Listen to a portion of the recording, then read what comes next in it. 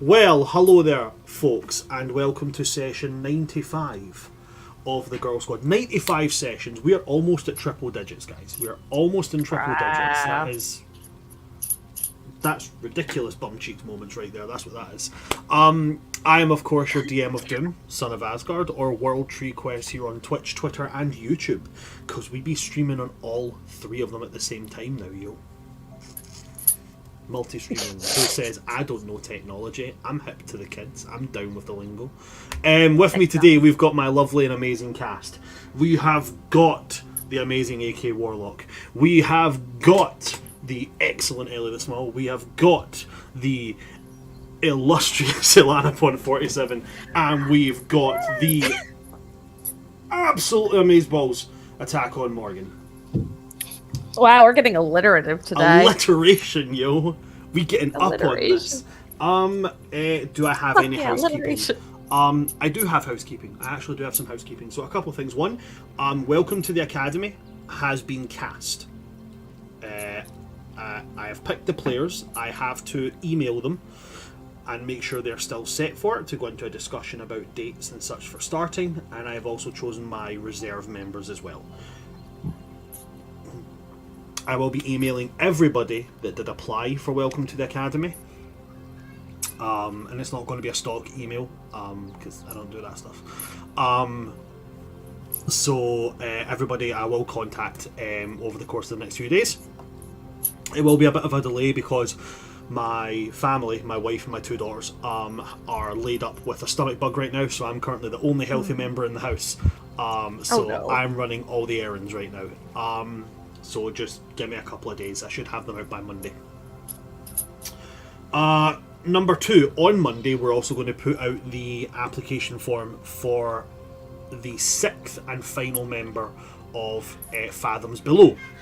As anybody who has seen any of the recent sessions we've done, we've had a new member come in, Selkie Cove from TikTok, and they've just come in with the most violent but cute but terrifying little blob of sunshine, and it's absolutely great, and we're loving the energy, and we want to add to that energy. The campaign was designed for 6 people, and I do not want to do that much rewriting, which is a complete lie because I've rewrote entire months of work on a whim. But yeah, I figured I'll go ahead with this, and we would like to add in a 6th member. So if you do want to apply for that, check out all of our social medias, check out Twitter, check out our Instagram, and check out the streams here on Twitch and Twitter and YouTube, all of them at World Tree Quests. Last bit of housekeeping I'll say is, apparently, I haven't seen anything official on Twitter or anything yet, but I haven't been on Twitter in a few days, so it could be the fact that I've just missed it. But apparently there's going to be a streaming strike again next week in support of Palestine. Which, now that we are aware of it beforehand, which we weren't in the last one, World Tree Quest will be taken a part in. So there will be an official statement put up on our Twitter page to say about our stance with that, and to say what dates we won't be streaming, what dates we will be back streaming, but whatever dates the strike is for next week, we will be taking part in that. So be prepared for no streams to be on. But there has been talks in some of my campaigns about potentially pre-recording and then just releasing on Twitch on like a slightly earlier schedule on the same date that we stream the next session. So I don't know what the situation is going to be with that, but we will see. However, that I believe is everything, and if it's not everything, I've forgotten the rest. So we're just going to go with that. But now we move on to our recap of last session. So, to my lovely and amazing cast members, guys, what the frickle-frack happened last session? You mean besides us all crying a lot? There was a great many tears shed last I session. died. You did not die. You became one with the world. Right, sure. I became one with the Force. I didn't die. We absolutely demolished Alyssera. We did. We fucked her shit up. Alyssera was indeed defeated, brought down. it was so good to see.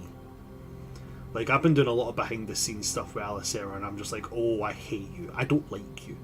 I do not like you as a character. I don't like you, and I don't like that I have to be you. So every time you guys were rolling like nat 20 and stuff, I was like, yeah. I have characters like that. They're fun. I made her, and I really did not like her at all. So it was great to see that party dynamic really come together, because there was a lot of like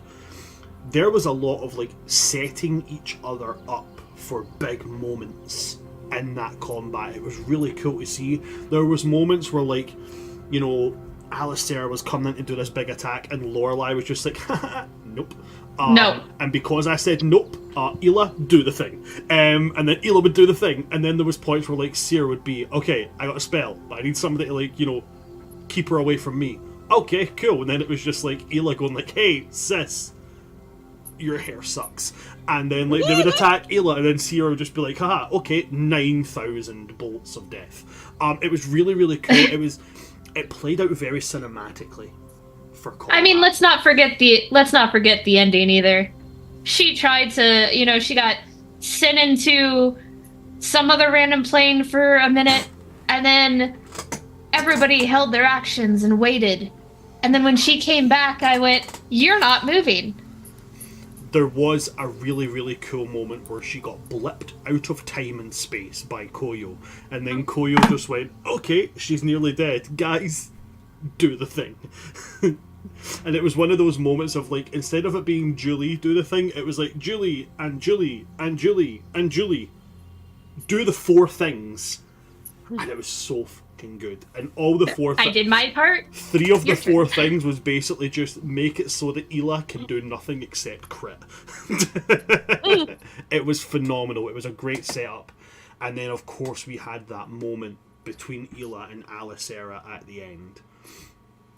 And Ylla realising the gift, the extent of what Hildira had given, a chance to decide, essentially being given the chance to play God, deciding the fate of Alyssera.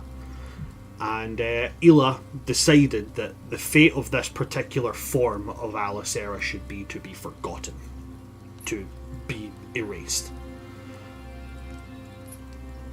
And then there was that lovely farewell moment between the party and Ylla. And like was said, I'm not going to go into describing what was said and who said what, because there will just be a repeat of the end of last session, but there was tears. There was lovely goodbyes, and there was the awkward stance of, thank you, Mr. Time Wizard Man, but I don't know you, so... Which was really cool. Still my favorite goodbye. Sorry, guys. Like, I don't know you, but thanks. Okay. The goodbyes. It was nice meeting you. Bye. The goodbyes were lovely. And then we had a big group hug, which turned into the party hugging a sapling. Like you do. Just like you do, you know? Or all just a bunch of tree huggers. That's what it is. Everybody's just a big tree hugger. And now we come out of that. We come out of that big group hug, aware that Ylla has become something more than Ylla. They've become part of the Vardenvale itself, an eternal protector, part essentially woven into as a nature spirit, a primordial entity within the Vardenvale.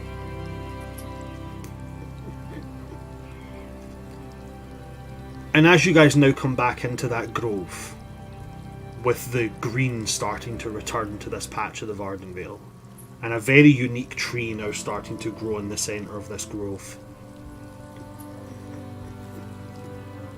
Syrah, Sunflower, Lorelei, what's the feeling? What's the... Emotion's the wrong word. I guess for lack of a better word, what's the vibe? So, I think for Sunflower, this is going to be a really weird one. It's kind of a warm nothing. Like being in like a warm sensory deprivation tank. Just kind of floating, and like I feel like maybe not everything's hit her yet. So there's just this kind of void right now, but it's like it's a warm one because she does know that like Ylla's safe. Ylla's Ylla's still there, just not there, but it's still like it's a loss that hasn't fully hit her yet.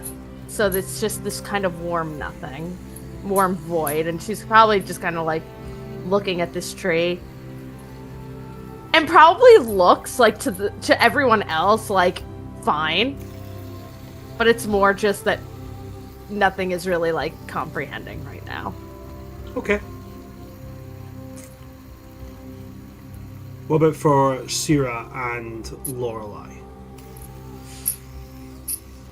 Syrah is just kind of there. Like there is a look of sadness on her face, but she didn't really know Ylla all too well. She just knew that the people around her cared, so she is putting on that face of, I'm here to support.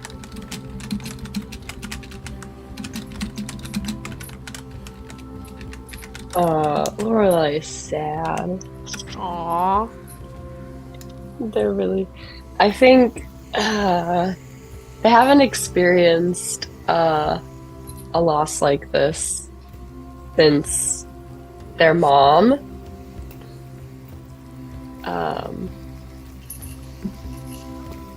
So I think this is hitting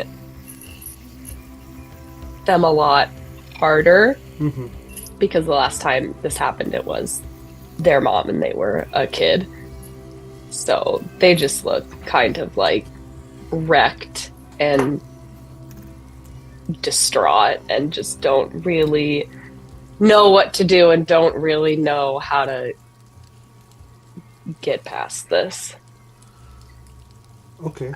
I think seeing Lorelei or like knowing Lorelei's probably like there's probably like an instinct right now, and Sunflower's like not even like looking at her, but just kind of pull like arm around your shoulder, pulling you in, and just like not saying anything, just kind of there, providing like warmth and support. Yeah, they don't say anything. They just kind of cry into your shoulder. Yeah, I'm just gonna stroke their hair, and just be like, okay. You're gonna make me cry, Alana. Oh, I didn't mean to. Just very mom-like. So, with you guys all being there, and as you guys have come out of that realm of chaotic turmoil that Alyssera took you to, you've come back into the material plane, you're now in the heart of the Vardenvale again. The NPCs that were here, who got left behind as you guys went in there, as you come back, and there is no sign of any of these other enemies that you fought. And Lunadris is standing there. And as he sees you all come back, recognises the very humanoid shaped roots at the bottom of this tree that has begun to sprout. He'll look at you all, and I'd say that no need for any insight checks. You're all fairly observant enough to understand that the look on his face is fairly bittersweet. Like, it was necessary, and he understands that it was necessary, but at the end of the day, it might not be his Ylla, but that's still his sister-in-law, in a way. So he just kind of looks over you all and is like, is it done? It's done.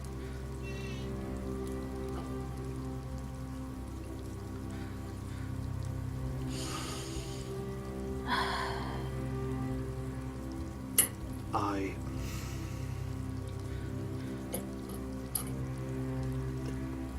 I don't know what to say. I don't know what words to give.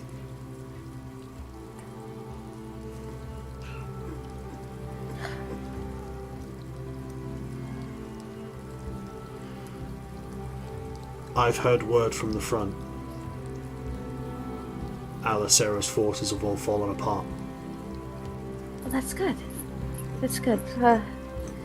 Any severe losses? Everyone?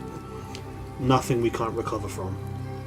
Okay. No reports on any of the wounded yet, but as far as I'm aware, Aenor, Raven, Mork, everybody is alive. Well. Good. Good. Once again, just like probably seems fine overall. Just burying it deep right now. Can I insight check Sunflower? Yeah, go ahead. Okay. I'll I'm gonna deception insight check too, Sunflower. if you want. I can use my brand new dice. Well, wait, hold on, Sunflower. Is Sunflower actively trying to put on a brave face? I think actually, yeah, no, it's more just like I can deal with this later on my own. I have to be there for everyone else right now. Okay, so then in that case, Lorelai, insight check. Sunflower, Let's go. performance check, please, at disadvantage, because you're not going. I need to put on a brave face. It's just like a. This can be dealt with later. It's like back of the mind kind of thing. So performance at disadvantage, please. No problem. Okay. I actually have good performance. Okay, 17 plus 9. That's 26. Go ahead. Damn, I rolled a 5 plus 14, so that's 19. Well, hold on. I literally rolled a 9 plus 9 at disadvantage, so 18. Okay, so Lorelai, not a lot of emotion cracks through on Sunflower, and it does seem more like an instinctual like shutdown, but you can see that it is a shutdown. Am I understanding that correct, okay. Sunflower? You know exactly what it is? It's literally, I have to be brave for the kids. Alana, you can't do this to me. I'm sorry. The youngest. She's literally like, here. I have to hold it together for the kids. I'll deal with this on my own later. I've been rewatching Burrow's End, and like Brennan playing a mom has like really like gotten into my soul. So yeah, she's definitely just like, I'll deal with this later. I got to be there for everyone else. Okay, Lorelai will kind of clock that and just sort of file it away for later. Lorelai will remember this. That is exactly, a little thing pops up because Lorelai will remember this. How's the any structural damage to the palace is okay? The forests, and she's literally like just ticking off things, just like, okay, we're just gonna do stuff. We're just gonna take care of things. Lunadris will just respond to everything, confirming to you that, as far as he's been made aware, the forest is whole. They didn't breach through. Everything is well. Okay. Yeah, we should meet up with everyone, and just we should have a meeting, and probably just make sure everything's okay and figure out our next steps, right? Yeah, we should figure out the next step. Lunadris is going to look over you all and then say, there's lots of time where people are going to be returning. If you want to take your time coming back, you have that. And then he's going to stop and kind of like shake his head, and he's going to fix his statement. You've earned that. Single tear falls, and she swipes away really quickly. Then It's okay. he's going to walk over to the tree and just kind of look at the roots that are in the kind of vague shape of Ylla in a kind of semi-crouched position where you were all hugging her, and just kind of put his hand on what would be the head and just be like, I'm going to tell Ylla about you.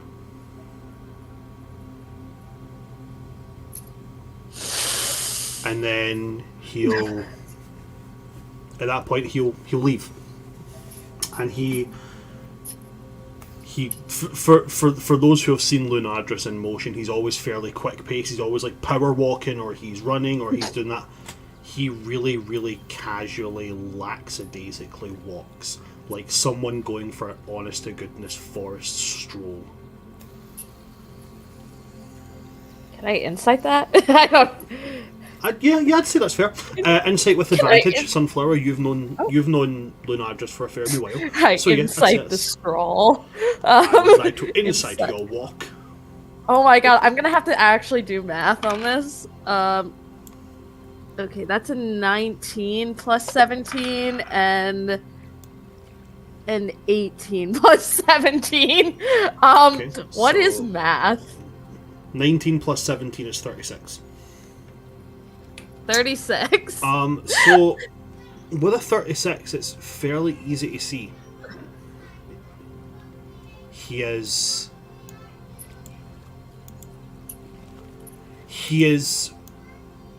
for once just taking a moment. He's not, in this particular moment, he's not being a king, he's not being a worried husband, he's not being a potential assassin. He is just a person walking through a forest and being glad that that forest is still there. He's just being the simplest way to put it, he's just being a guy. He's just being a dude. That's what he's doing. He's just being a guy. Dudes being dudes. Just a dude being Just a dude. little Just a guy. couple of dudes being dudes. Just dudes being dudes, guy being guy. Yeah. He's definitely going to go home and sit in a hot tub with Aenor 5 feet apart because they're not gay. Not. They're not. They're There was a lot of long and I have lonely nights. questions about There was a that, lot but of long okay. and lonely nights in the Underdark. listen. Hey, listen. Everything's a spectrum. Sexuality's fluid, man. Wood elves are very free. Listen, they might be a little gay. And Aenor looks a lot like Alice. Oh no! Like that's the saving grace of it. Aenor looks a lot like Alice. Oh, this is bringing up questions, man. He got so lonely in the Underdark and was just like, it's just a little cuddle. It's fine. It's just a cuddle. Just a cuddle with my wife, So brother. Sorry. Deviating from this subject right now. So you guys have whatever time you would like to take here before making your way back. Is there anything that any member of the party would like to do while they're here?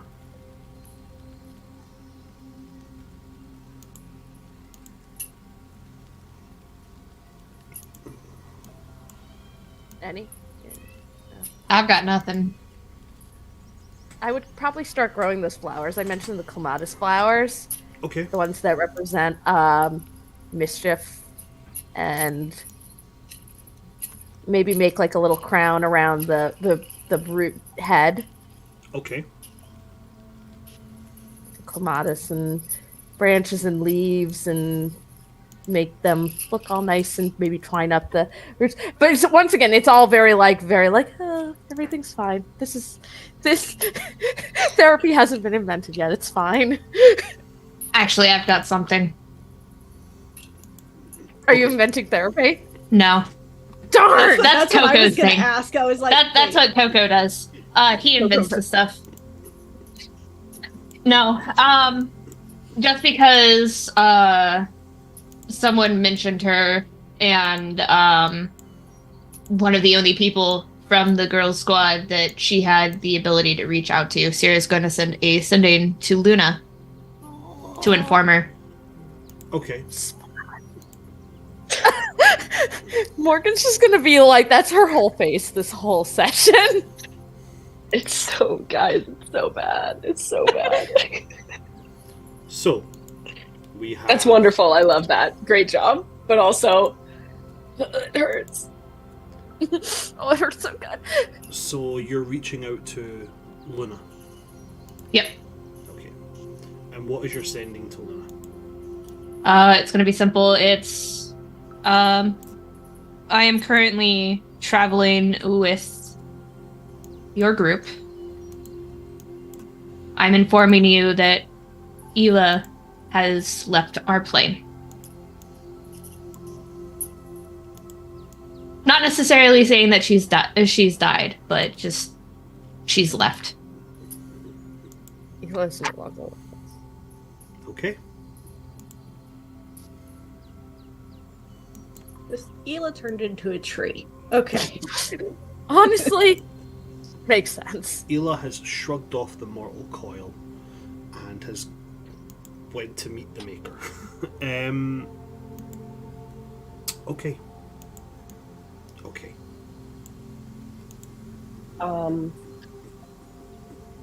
Lorelai's gonna stay here and not go back with the others. Okay.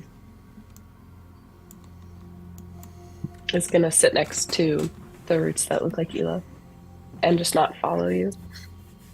Okay.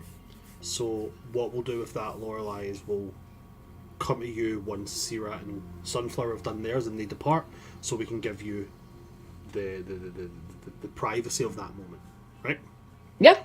So, Sunflower, you're putting the flowers over Ylla's the root that looks like Ylla's head. Sierra, you've sent a sending to Luna. Yes. It was refusing to let me get the name out there. Is there anything else for either of you before we move to Lorelai and their moment? You're muted, Alara, dear. Yeah, sorry. I think we'll leave them to their moment, but before Sunflower leaves, she's like, "We at the palace. Come whenever you're ready," and she's gonna leave her a little snack. Okay. Just like, take care of yourself. We'll be here when you're ready. And then she heads towards the palace and just kind of expects Sierra to follow. Okay.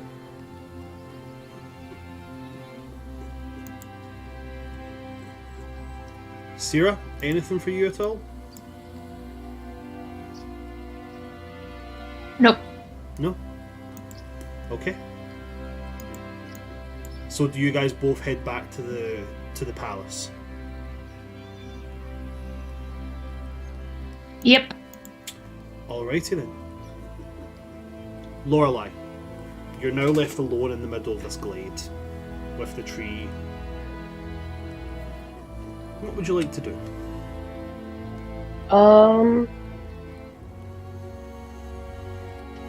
A great question, actually. I mean, I think that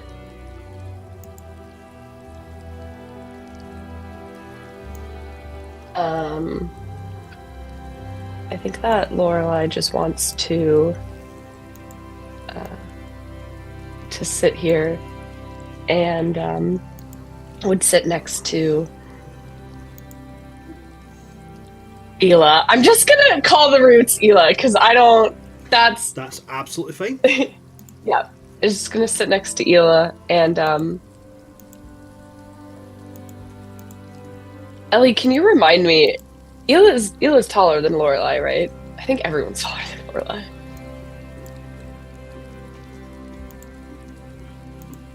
My thing wouldn't unmute. Yes, Ylla is taller than Lorelai. Yeah. Ylla is like 5'7", I think. Yeah. So. Yeah. Lorelai is a tiny little tiefling at 5'3". Teeny bean. Everybody makes tieflings like really tall, and I was like, oh, want to play a short one. I want to play a short one and also a short, little thick, little chubby tiefling. Because why not? We love that. Thank you.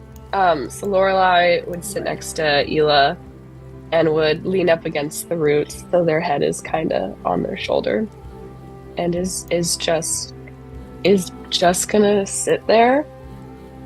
Didn't really have anything planned. Just didn't want. I'll give you all of this as players. They didn't want to leave Ylla alone, and after a little bit, I do have the spells. Okay. And would maybe like pull out their paint supplies and like try to paint something, but just can't right now. Okay. And then would send a message, or I'm going to cast Sending, to Raven, and say, I haven't done a Sending in a while. I'm really glad that you're okay.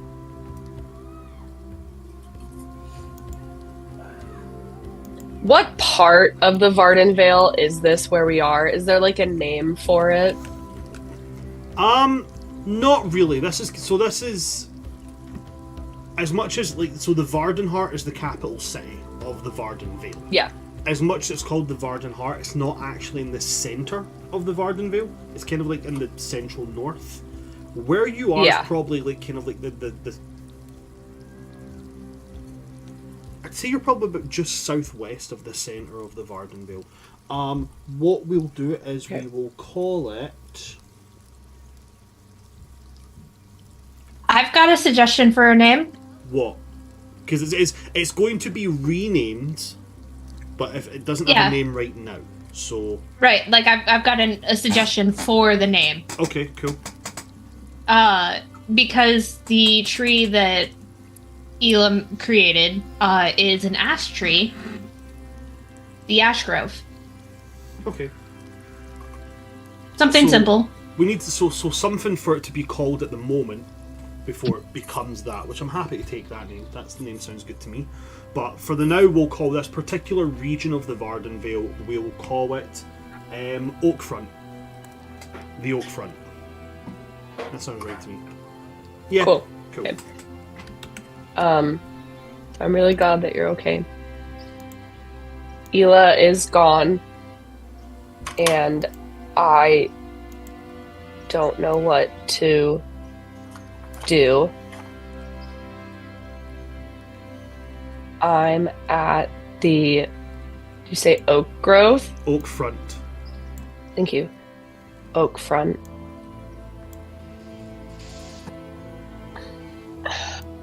Four more words. Words are hard.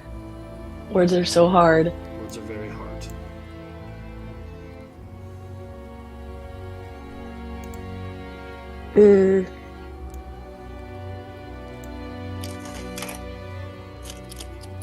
I mean, you don't have to send the full 25. No, I know. There's one more thing.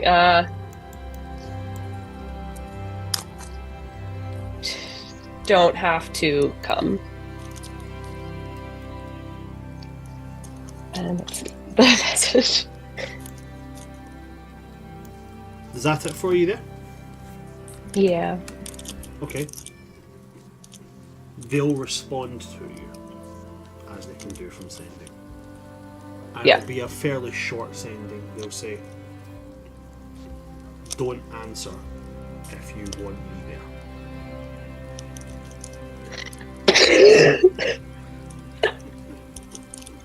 So essentially, then if you then choose to send a sending again, they get it's this motherfucker knows that if I want to respond, I have to use another fucking spell slot to sending. This little bitch, I swear. It's essentially it's so he doesn't go, well, do you want me to come? And then you've then got to go, another sending. No, give me some space. He's no, but it's also a bitch move of him being like, yeah, don't respond if you don't want me to come, knowing that I can't respond, kind of. This little, I'm not gonna respond. okay. You don't respond, and then you hear that kind of familiar, very soft, like whooshing sound of his little teleportation. And you can hear the sound of him stepping up to behind you and him sitting down, kind of beside you. Mm-hmm.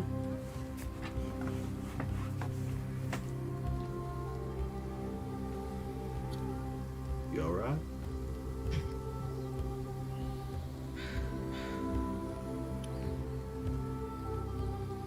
Shakes their head.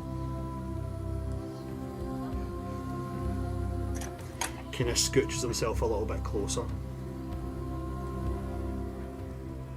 He's like, I know we don't do like the whole public display thing, but there ain't like nobody here. So I'm just gonna put my arm around you. Alright? This man's gonna kill me, I swear to God. That's when you feel the barrel of the gun pressed up against your spine. Stop. No, so he's again. Is that a gun in your pocket, or are you just happy to see me? Okay, I had to. Raven. Oh, it's actually a gun. Just pulling weapons out of nowhere. So he will like. I'm gonna put my arm around you. All right. They just nod their head. And then he puts his arm around you. And in such a way that obviously he's sat behind you, beside you, like in like a diagonal, and in such a way that as he puts his arm around you, almost pulls his side into you. So it's like if it does get to that point where, you know, as sometimes happens with people who become overcome with grief, they slump. So if it does come to a point where you slump right into his lap. If you do stay sitting, it's a comfortable seating position, like. And he just puts his arm there, and his other hand comes round and just kind of, it doesn't hold your hand, he doesn't take hold of you, he just puts his hand on top of your hand.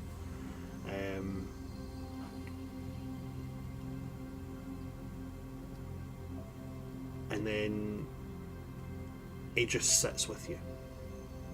He doesn't do the whole thing of like, he doesn't do the whole affirmations of trying to make, like, you know, trying to tell you why it's good. He doesn't do the whole thing of like, you know, trying to be too understanding. He just sits and just lets what will happen. Doesn't try to he doesn't try to fix it. He just accepts that it will be there. Is there anything you would like to do with that information, Lorelei? I think there's like a couple minutes of silence, and then there's like a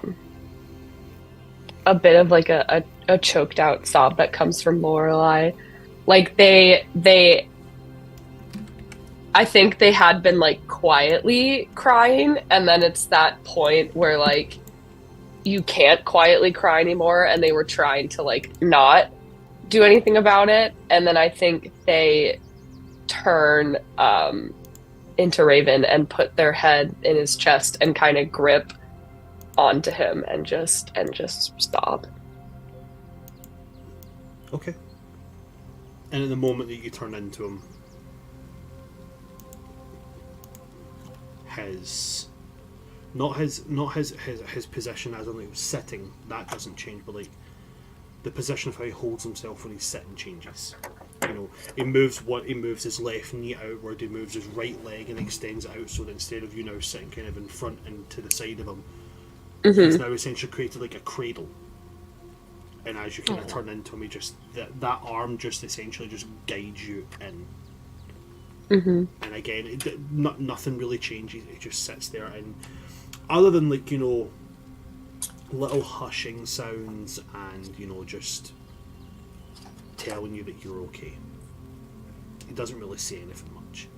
He just sits and he just lets what is going to happen.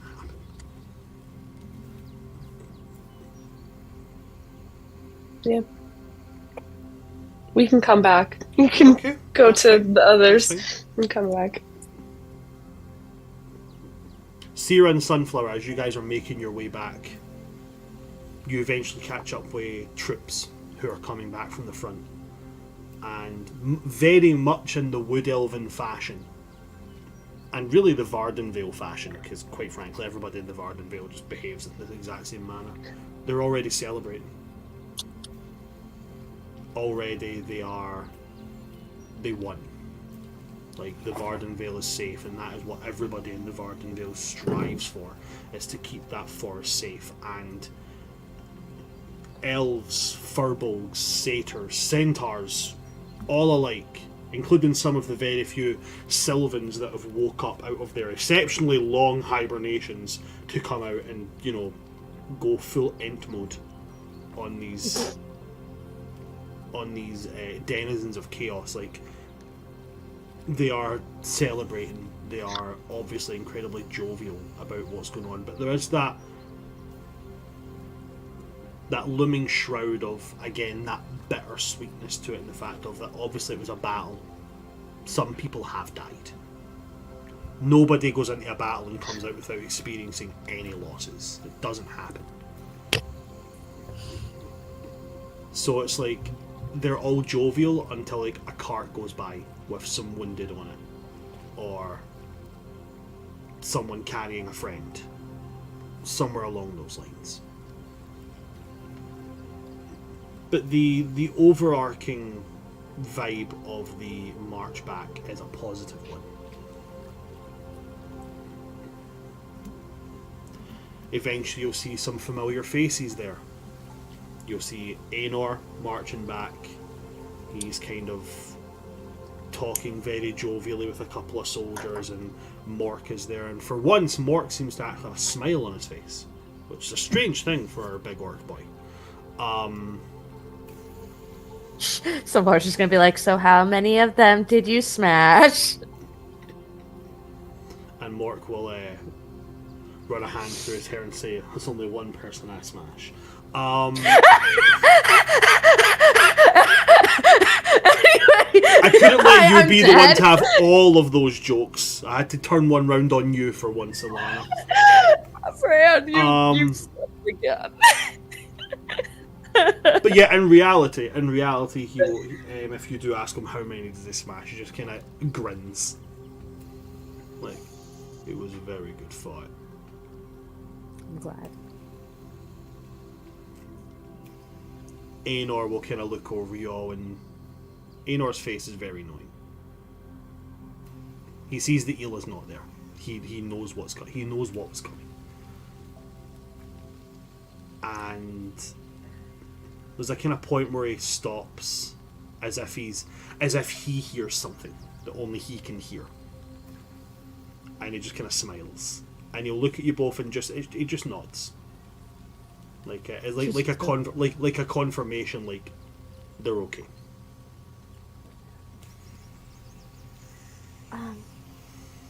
Does anybody need any healing? Any food? Or... No, to be honest, everybody's as well as they can be.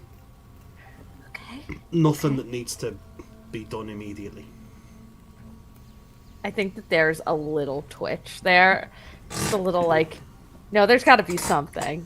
Because if there's nothing, then I have to think and be with my thoughts. And so she's like, no, I'm sure there's something I'm sure that needs to be once we get kind back, of looking around. Once we get back to the city walls, there's a triage set up there, so I'm sure there'll be loads for you to do once we arrive back there.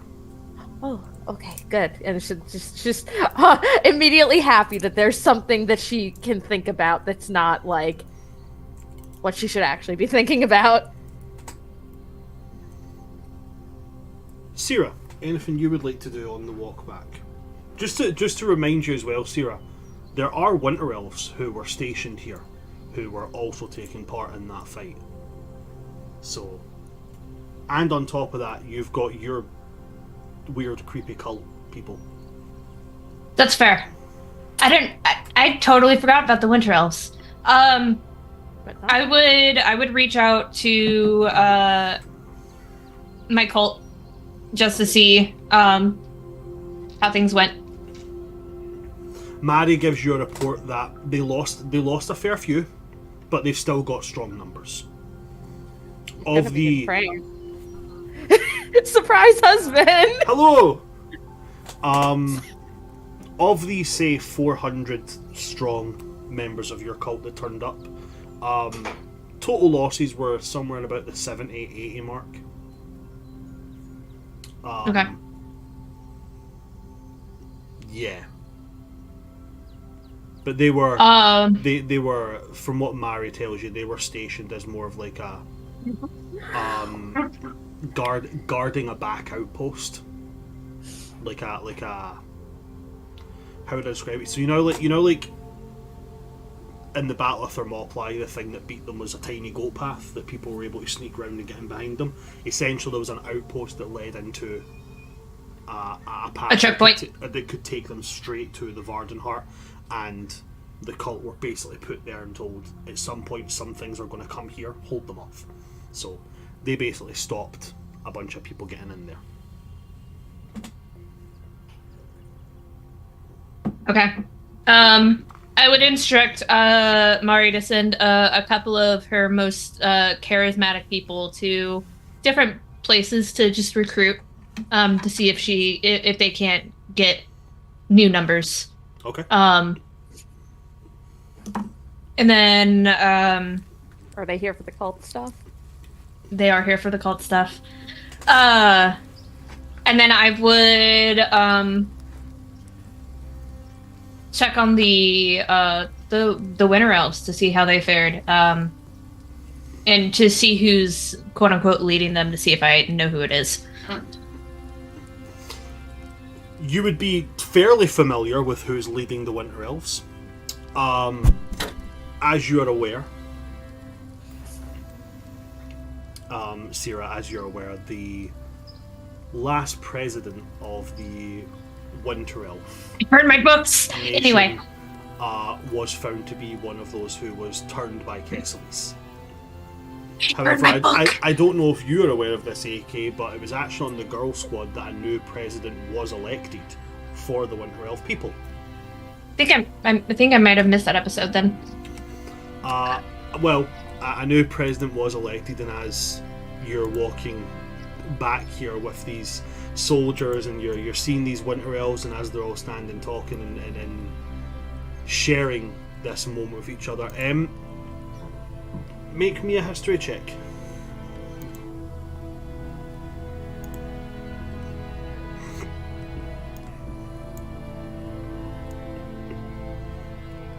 +11 +12 for 23. On a 23, you recognise this person immediately because you've met both of their children. You met their son. Well, actually, no, you didn't meet their son, actually. Never mind that one. You have met their daughter. You've met Luna. So, Luna's mother, Ylla Greymane, or to use their name before they were married, Ylla Hornraven, has been elected as the steward stand-in president before the Winter Elf people gather around and decide on a president, but they needed someone to lead them at that point, and she was chosen. And all the Winter Elves that are kind of walking back, they're all quite giddy. Winter Elves don't usually do combat. There are very few of them that do use combat, are mostly blade singers, or they use war magic. So the idea of like they're talking about like, you know, oh, and there was this, like, you know, they're talking about like this spell that was used to, like, you know, oh, I had like water and I needed ink, so I turned water into ink. And they were like, and I tried it out on one of those things, and I turned them into like a potted plant. And they're just like backwards and forwards of all this like talks of like how they've utilized weird and wonderful spells in order to just wreak havoc. And then there's like the odd winter elf who studies evocation is just like threw fireballs everywhere. They seem quite giddy, which is, as far as your knowledge of winter elves were secluded away from the rest of elven society for a good long while, until the past year and a half. And not only are they giddy and talking about like being part of this, wood elves and other members of the Vardenvale are walking by and, like, you know, they're greeting them, they are congratulating them, and they're talking about, like, you know, you did good, and they're thanking them, like, hey, that spell really saved that spell saved my friend's life. And you're getting actual physical shows of winter elves now being a part of the elven nations again.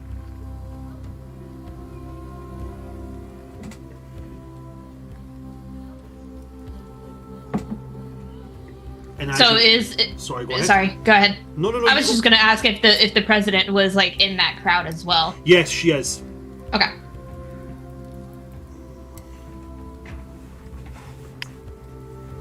I would just walk up and like kind of not walk up like straight to her, but just like walk into the group of winter elves and just overhear the conversations and just kind of look around to see faces that I recognize and stuff like that.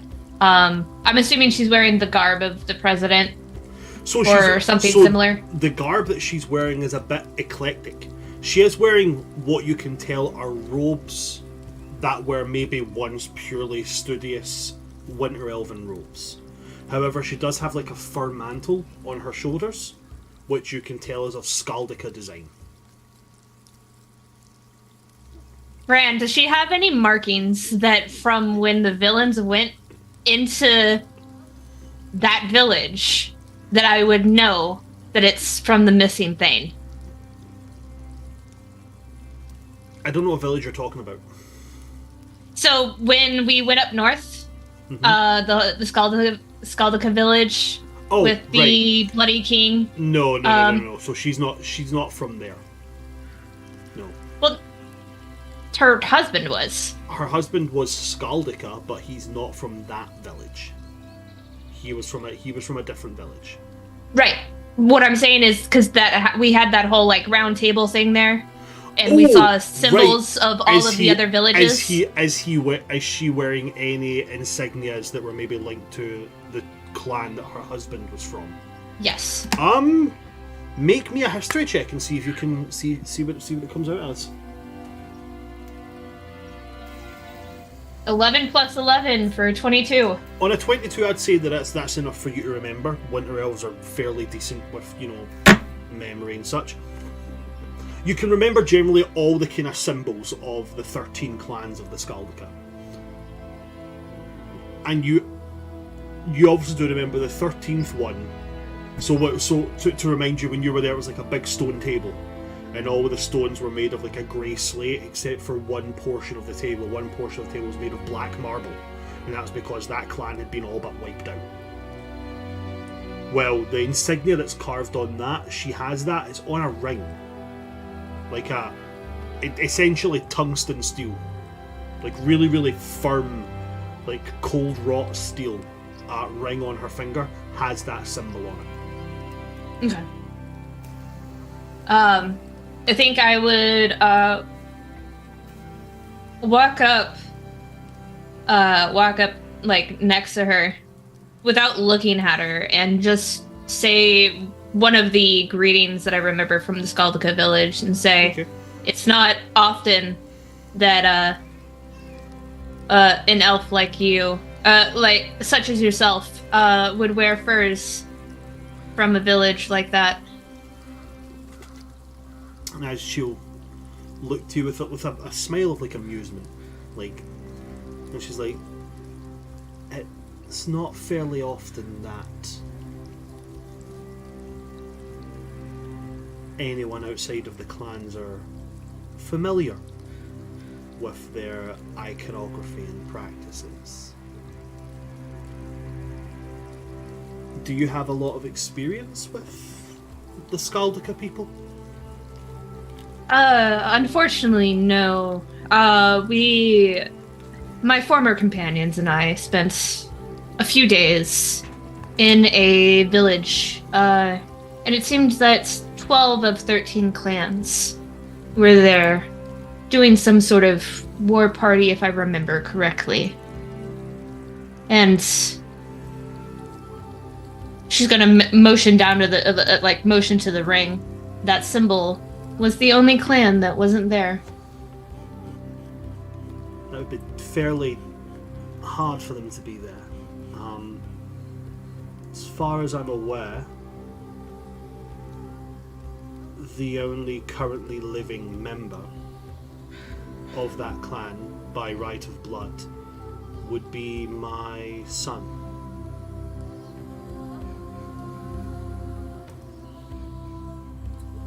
I see.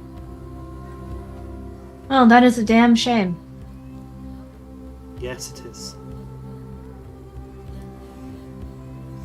I don't think we've had the pleasure of meeting. And she holds her hand out to you. Ivera Greymane.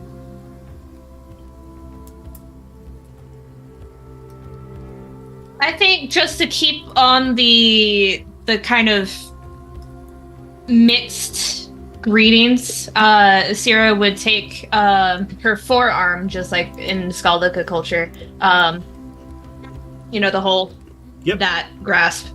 And then for once say her name. Cerithis Glacierheart.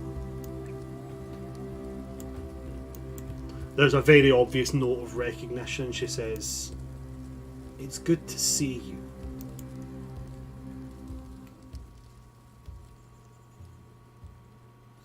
Bran, because of the memory issue, do I even remember who she is? Nope. Fantastic. None. But it's as you have that, as you look at her and you're like, trying to see if you have ever met her before, that you have that, you have that knowledge that not so long ago you were told, who has your memories. Right. So that is now something that can be actively on Sierra's mind. Fantastic. Okay. She's gonna keep her face neutral, but forgive me. It seems that an issue that I had as of late has eluded your name from my memory.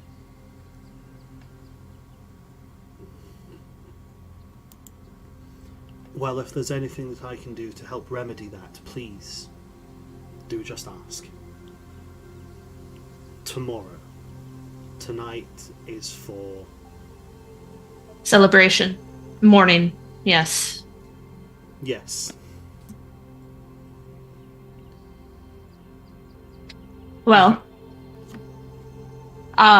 assuming this is not our first time meeting, it is good to see you in good health.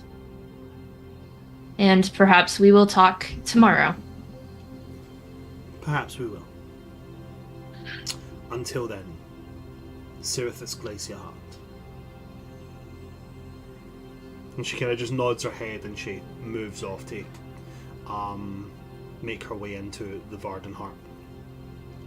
At this point, the both of you can see the Vardenheart's walls up ahead of you. The gates are wide open and the people are all about. As is normal within the Vardenheart, everybody has a job. Not, I don't mean like everybody has a 9 to 5.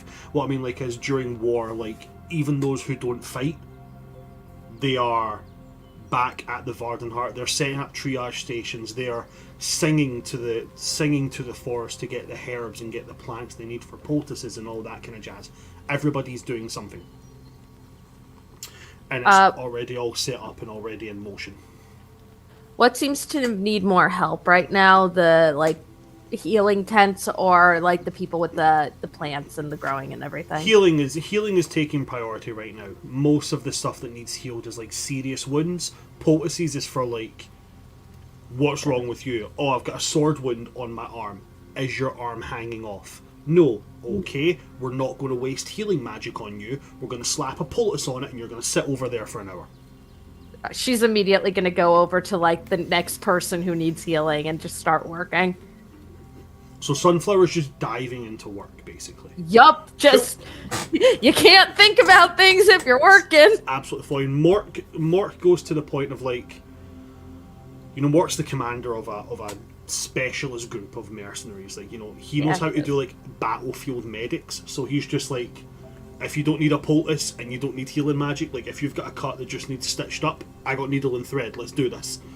God, I love he that also for he him. also takes part in like the heavy lifting of things. There's somebody over here who's had their leg chopped off. I can pick them up. That kind of stuff. What a man. What a guy. So he just becomes essentially your nurse. Aww. He becomes your CSW. So while you're doing that, Sierra, is there anything you'd like to focus your attentions on inside the Vardenheart? And this will be what takes you up to essentially early evening. I think Sierra would lend her just knowledge of like herbs and stuff into like the medicine tent with creating the salves and towards stuff. like salves and poultices and stuff. Yep. Okay. So as you guys do, that's going to carry you to early evening. Now, what I'm going to do is I'm going to go to Lorelei and then Ellie. I'm coming to you. Okay? So be ready. Lorelei, back at the Grove. At this point, Sure. I'd say factoring in travel back. Oh, well, actually, no, you don't need to factor in travel back because your boyfriend can teleport. So it can be any amount of time that's passed by. And I'd say boyfriend in the joking term, there is no label on it. No, I know. I know. We haven't labeled it yet. There's no labels, guys. We're just being free with it, okay?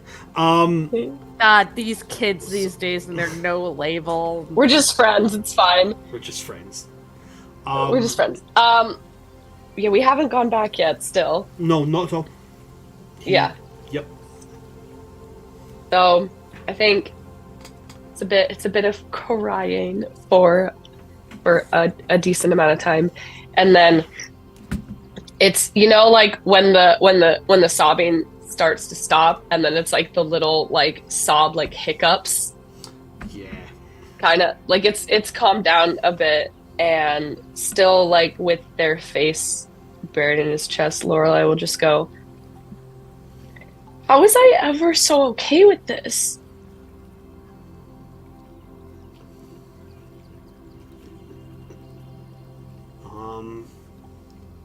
I'm not entirely sure what you mean. Will kind of take their face out of Raven's chest and sort of wipe the tears away. This death. Why was I so okay with this for so long? Because you didn't know any other idea of what happens with it.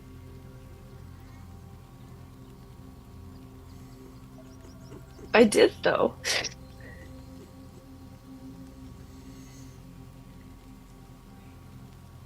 You knew what they taught you.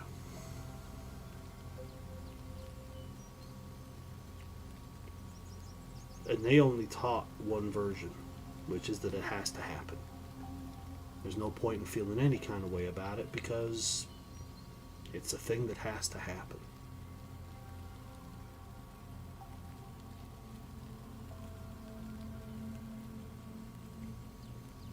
It shouldn't, though.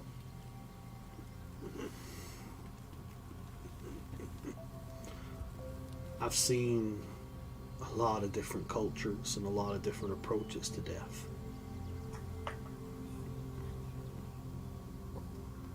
And some are downright disturbing, some are beautiful. And he's going to look towards the tree and he's like,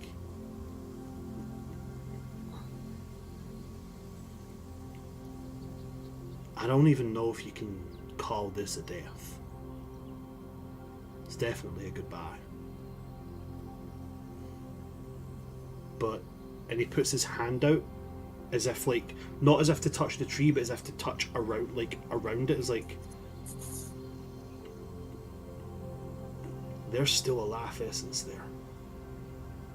There's still something palpable there.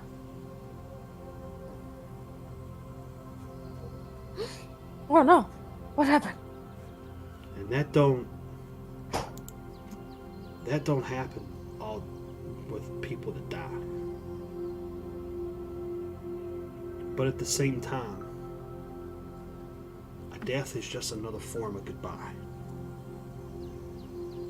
So I guess if I'm putting it in a question, I gotta ask, is it death that you're not okay with, or is it goodbyes?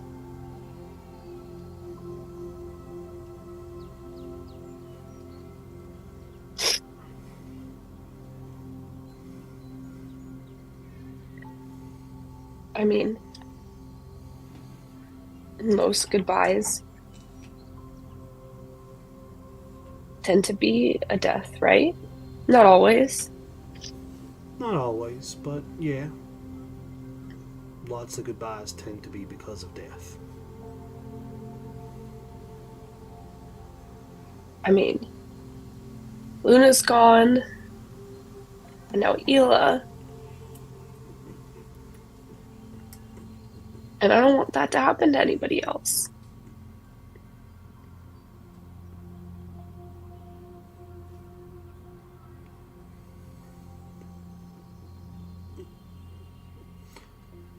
I can't promise that it won't. I can't promise you won't have to do this again. I can promise you won't have to do it with me.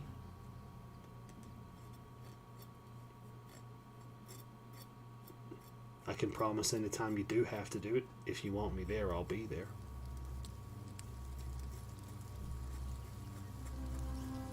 So in a way, I can promise you that you won't have to do it alone.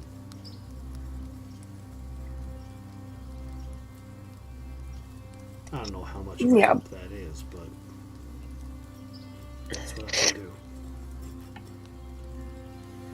do. You and I both know better than anyone that nothing is certain, though. Yep. Nothing's certain.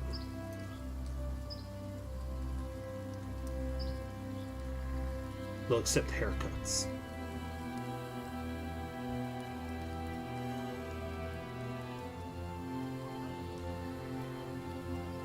It's something my daddy used to say.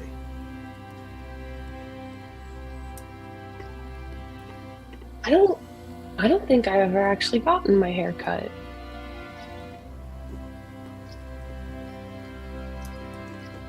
You might live a long time, so a haircut at some point might be wise. Otherwise, that's a hell of a lot of weight to carry around.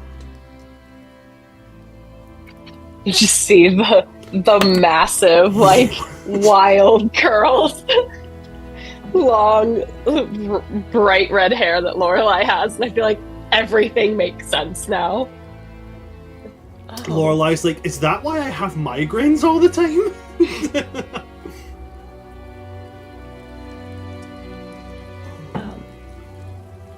Thank you for being here. There's no place I'd rather be.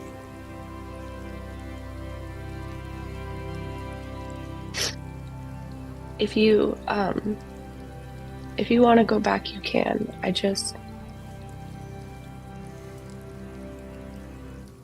don't want to leave her alone.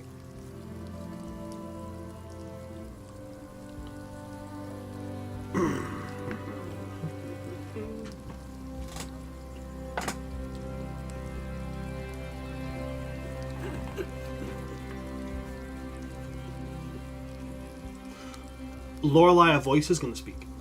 A voice you don't recognise.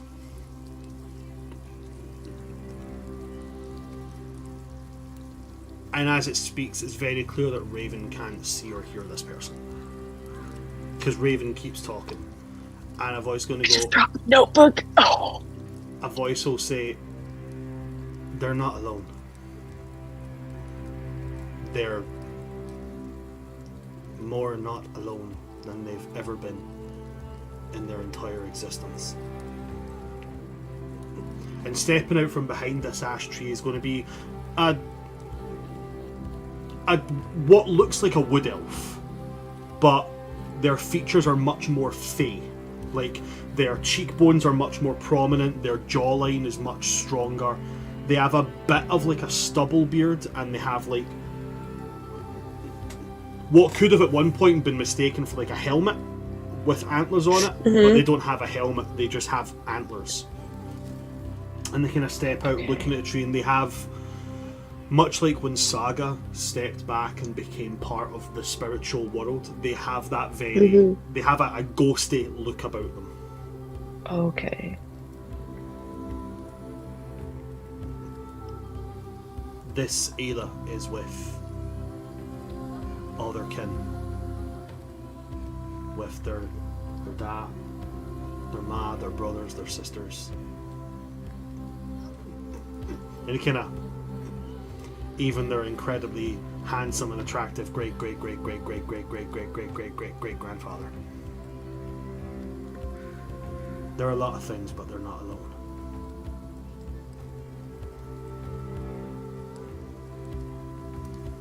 That's good.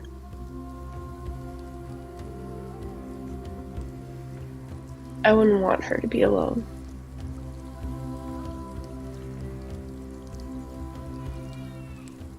You feel different to anybody I've spoke to before.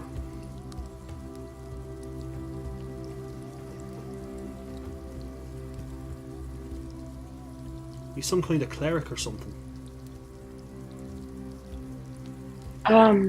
No. Not anymore. Well, whatever it is that you do.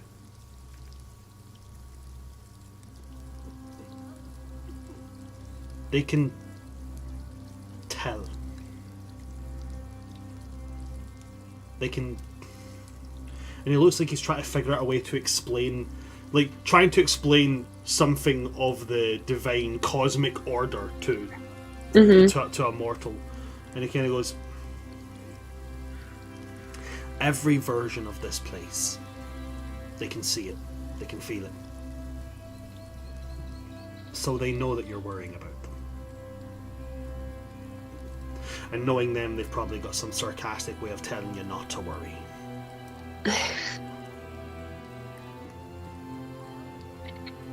Yeah, probably.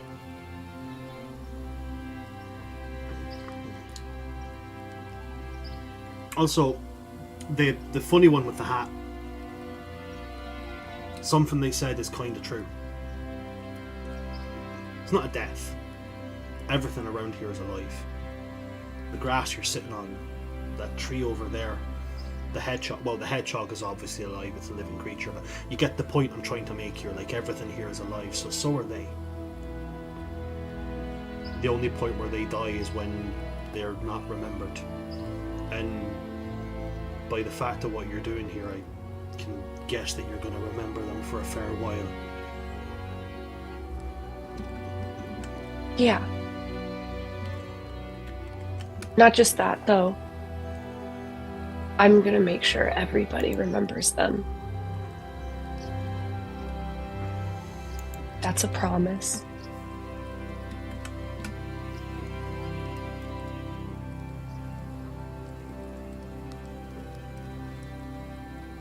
I'm glad to hear that.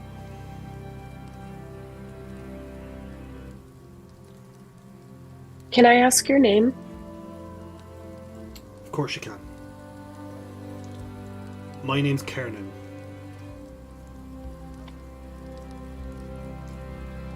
I guess How do you spell that? Khernun.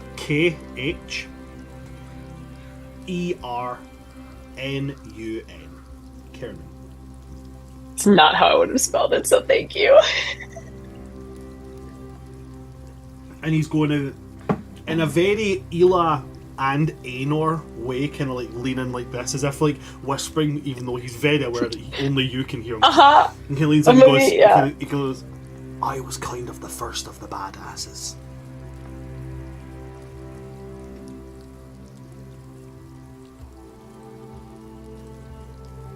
Okay. If you say so. I do, and there are lots of statues of me that say so. But yes, I do say so as well. Okay. I mean, I would argue that Ylla is the best badass out of all of you, so.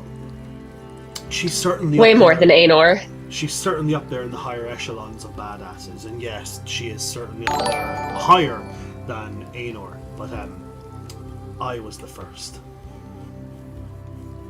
I was the first of the badasses. Okay, I mean, I haven't heard of you, so. Well, I've never heard of you either, okay? You will. At that, you're going to get a laugh out of him. Like a full-on, like, a very un-elven laugh. Like, this is like elves laugh melodically. This guy laughs like Santa Claus. Like from the belly laughing. All I could think about was just the all might ha ha ha. This is I liken it to like oh god. Have you ever seen American Gods? No, I haven't. So an American God, it's really funny actually. In American Gods, there's a leprechaun, but the leprechaun is like 6'4". And he there's this laugh that he does in a bar fight, and the laugh is, it's just one of those like really deep set Irish, like full on belly goes right into it laughs. That's what he laughs like. One of those ones that's like, it's somehow deeper than his speaking voice. And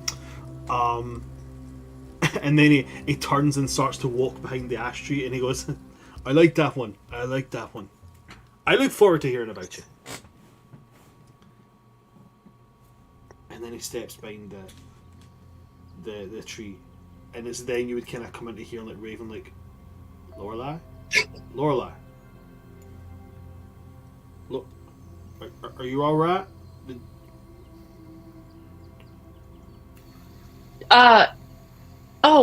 Sorry, you were talking. I don't know about what. It's alright. It weren't nothing too important. No, I'm sure it was. I think I just talked to the first Willowwind. What, like another one of your storyteller things? Yeah, I think so.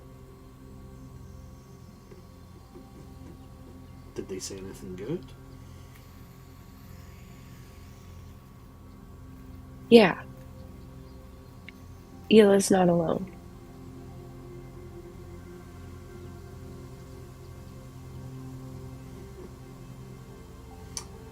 Also said you were right about it not being a death, but a goodbye. It sounds like they are a wise and intelligent fellow to me.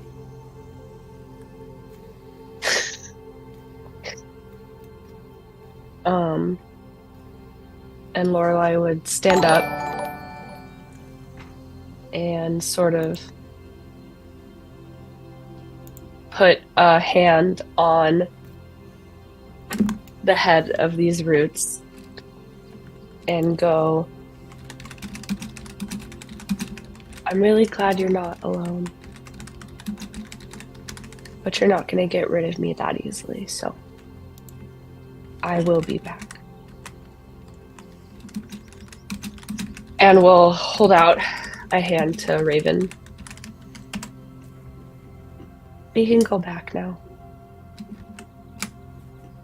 Raven will take your hand, say his trademark, well, alright. And then you guys begin your saunter back. Mhm. Before we go on our 15-minute break, we are going to jump finally to Ellie. At the point that all this is happening,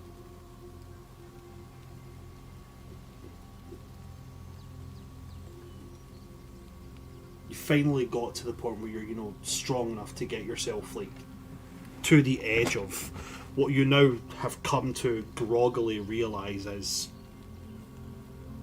your chambers. Mm-hmm. You can hear the stiffness in you, like, as you ever done that thing where you fall asleep for a really, really long period of time and you get up and you can hear your bones move, like you can hear them creaking. Yeah, so there's like that kind of sensation. Other strange things that are in place here is there are two creatures inside this room with you. One is a small dinosaur. Sure. The other is like a 9.5 foot tall white furred yeti Okay. who can speak broken Orcish. Oh, that's great. Alice can also speak broken Orcish. Yes! She knows conversational Orc, is what I put on my languages. I minored in Orc. Yeah. Of course, she doesn't know that he speaks Orcish because he's probably not speaking right now. No. Just standing looking at the door, and then looks back and sees you moving, and is now incredibly confused because nobody covered this portion of the guard duty with them. He got told to guard the sleeping queen. He never got told what to do when the sleeping queen wakes up. He was like, I don't know what to do with an awake queen. What do I do? If something moves, kill it. He's actually looking kind of confused at the club, like, am I supposed to make them sleep again? Go to sleep, go to sleep, go to sleep, go to sleep. This was not part of my job. We need to go back to my job.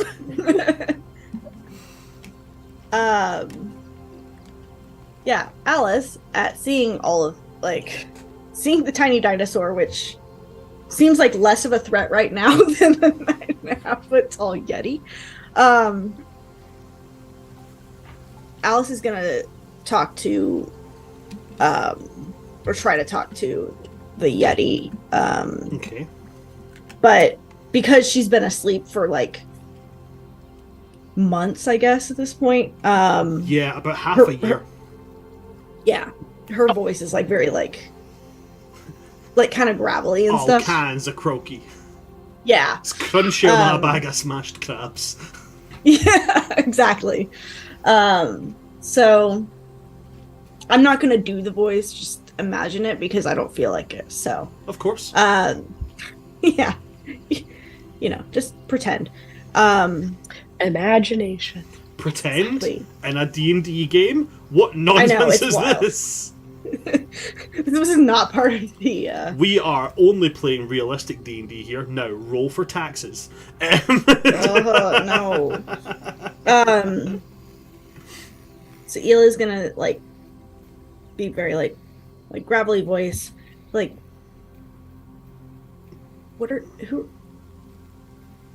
are you?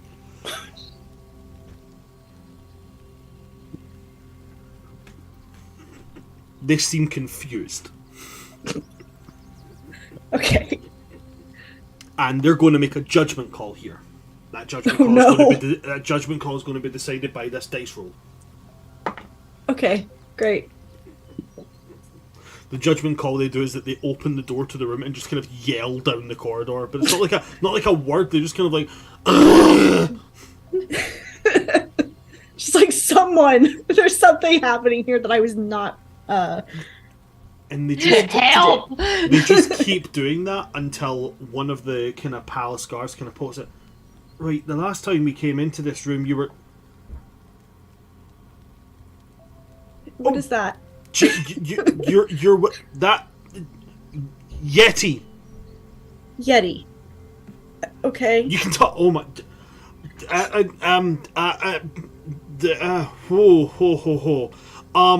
This was not in the training manual. I'm new to this. I don't. Hi. Hi. Are you okay? I think so. My throat kind of hurts and my bones creak, but yeah. Would you like a glass of water? Yeah, that'd be great. What is and then it kind of looks like the things that we saw on that one island, which I know you weren't there, but thing? Like pointing at the dinosaur. This poor wee palace guard who's been in the job for like a month, and you're just like, it kind of looks like this thing we saw on an island. You weren't there, but there's these things on an island. Like any idea what this is? As you do that and gesture, so you know where you left the egg when it was gifted. You know what the egg looked like when it was gifted. Mm-hmm. You can see the remains of that egg in the corner of the room. Okay. So you're able to kind of put two and two together on that one now. Now that you've said it looks kind of like those things, and you look over and like, oh, okay, cool. There's the egg. It's one of those things. Yeah. It's like, never mind. I figured that one out. Okay. Water. Water. I can do water. I can do water. And they kind of walk over and they pick up like a wooden jug and like a glass, and they pour, but they pour and they're like. Just like trembling, and then they come over to you with the cup, and they kind of do that thing where as they're coming over to you, they're holding their wrist. This poor intern. Yeah. This poor intern is like, I didn't sign up for this. It's like his third day on the job. He's like, he's literally got a book and he's flipping through it. Like, yeah. No one told me what to do if the queen wakes up. We did not have a contingency plan for this. He's got like the binder open on his lap as you're just sitting sipping a glass of water. It's like there's absolutely nothing about what to do here if comatose royalty suddenly snaps awake. Ellie, but we have something for floor roots, but not this. There's an entry in here about what to do if a tree starts rampaging and killing people, but nothing about what to do if the queen wakes up. Like, this is something that's supposed to happen like every day. I don't know. Brings Anyway, so she's just sipping her water while he's panicking. And he just kind of like, okay, I should tell the king. I should tell the king. The king should. I don't know where the king is. I should tell the commander. Commander should. I don't know where the commander is either.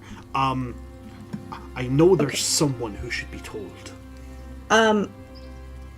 Alice is actually going to use one of her feats, not one of the new ones, but one of the other ones. And we're just, if you'll allow me to use it for this, but by all means. I can't remember the inspiring leader feat to kind of like. I understand it doesn't need. I understand he doesn't need temporary hit points, but just to kind of like try and calm him down and just be like, "I'm in charge here. It's okay." Okay. Yeah. So you're going to try and calm him down, mm-hmm. taking ownership of the situation. Yeah. Okay, make me a persuasion check. Okay. Oh yeah, I forgot I am good at this. Okay, great. Been a minute since I've been Alice.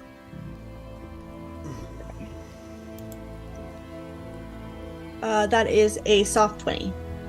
Soft 20. Mm-hmm. You're able to calm him down, and he kind of like, oh, all right, okay. And they... Yeah. So the Yeti. The Yeti belongs to the Winter Elf who brought their drowned cult people here.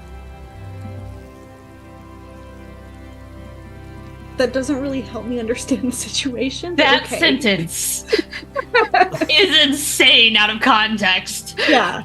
Alice knows nothing about this drowned cult. Is like, why is there a cult in my palace? We got rid of a cult before. Okay. Is the Yeti going to attack me if I try to leave? No, in fact, he's attacked several people who have tried to come in here while you've been asleep. Oh. She's gonna give the Yeti a thumbs up. The Yeti looks confused at his own thumb. I get that he doesn't speak Elvish. I see that. He speaks Orcish. Okay. Good job. She says it in a very broken way. He just says thank. He doesn't say thank you. He just says thank. Yeah. And Alice is gonna say, "I leave." He says, "I follow." Great. Okay, that works. Alice is gonna leave her room. Okay. Alice, as you leave, servants are dropping trays as you just step casually out into the corridor. Hello, hey ho, what's up? Hey, long time no see. Guess who's back? And very quickly, word is going to spread through the palace that the Queen is awake. The Queen is woken up. The Queen is back. Yeah. It's the most Alice way to come back to the palace ever. Just all right, I'm gonna go out there now. It is so quick, in fact, that Alice, as you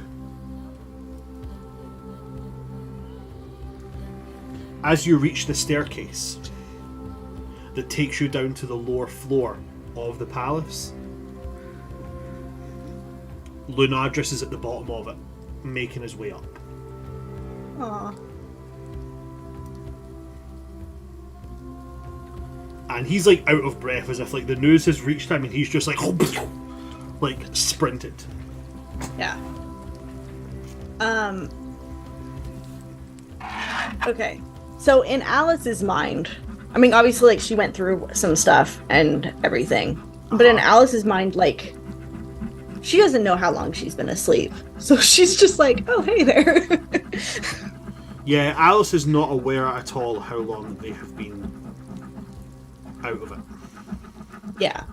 So she's not going to act in a way that's oh my god, we're being reunited after so long. It's just going to be oh, hey, you, how are you doing? He's 25 feet away from you. Okay. And he does his shadow step thing to just clear that 25 in one fell swoop.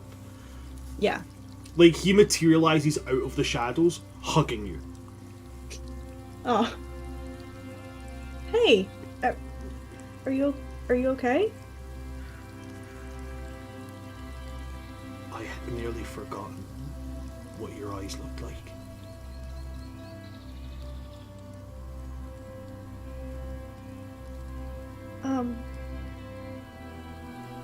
How long was I asleep? He kind of steps back, hands hands on your shoulder, not in the way of preparing you, hands on your shoulders, in case you suddenly turn into smoke and disappear, that kind of thing. Trying to hold me in place, kind of thing.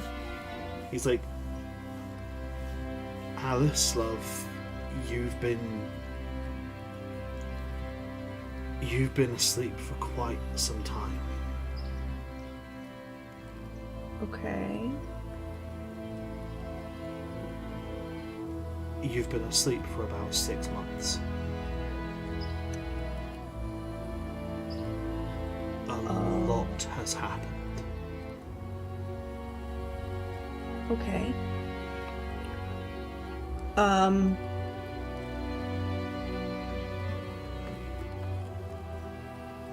I don't even know where to begin to start asking questions.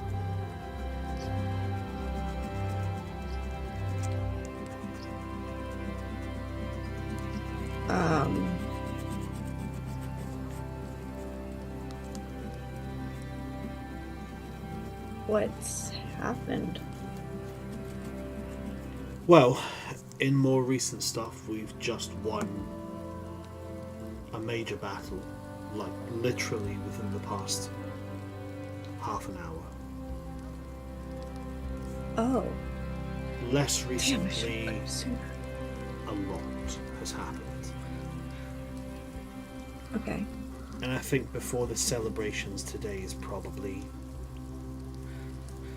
the best time to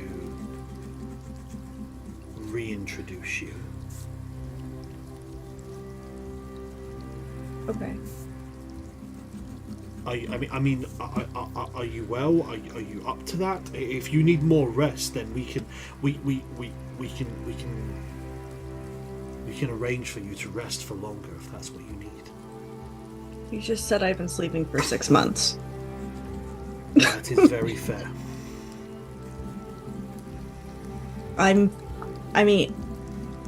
was telling the guard, which I don't recognize that guard. I'm guessing he's new. I was telling him that, my throat kind of hurt. He got me water. It was great. As I'm moving, I'm feeling a little less stiff. I've got this Yeti following me. I don't know what that's about. Oh, yes, and then there that's was Tommy. a tiny dinosaur. Tommy. Okay. Yes. And Cool. the small dinosaur doesn't have a name. It was a gift before you fell asleep, and it hatched a couple of days ago. So. Oh. Cool. Okay. Remind me to have someone cast sending to the elves there and find out more about the dinosaur. But yeah, I remember the egg that they gave me. Okay. I'm fine though. Are you okay? Like, you seem more panicked than I am. Yeah. I've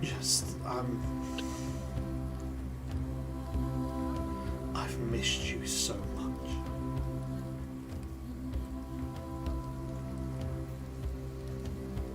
She's just gonna hold him and hug.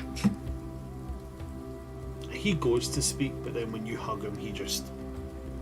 Yeah, words aren't needed right now. Yeah. And he just holds you, and he just hugs you tight. And at that point, you would hear a very boisterous voice, which you recognise immediately as Aenor's. Sure. Kind of like, and the defending heroes have returned, successful in kicking arse. And then sees you and is like,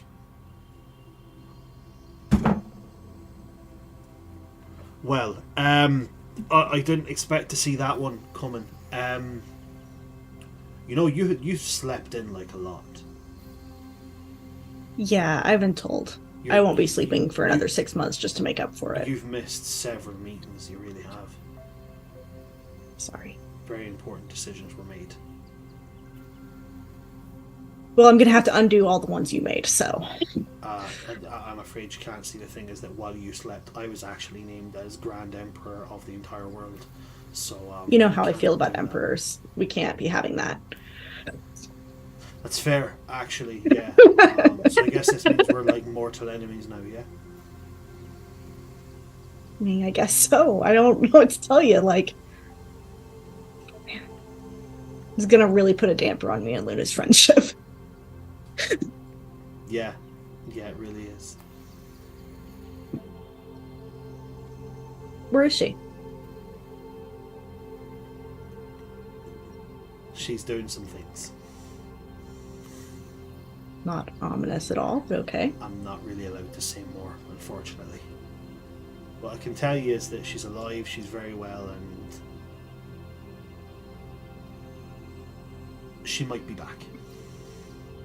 Okay.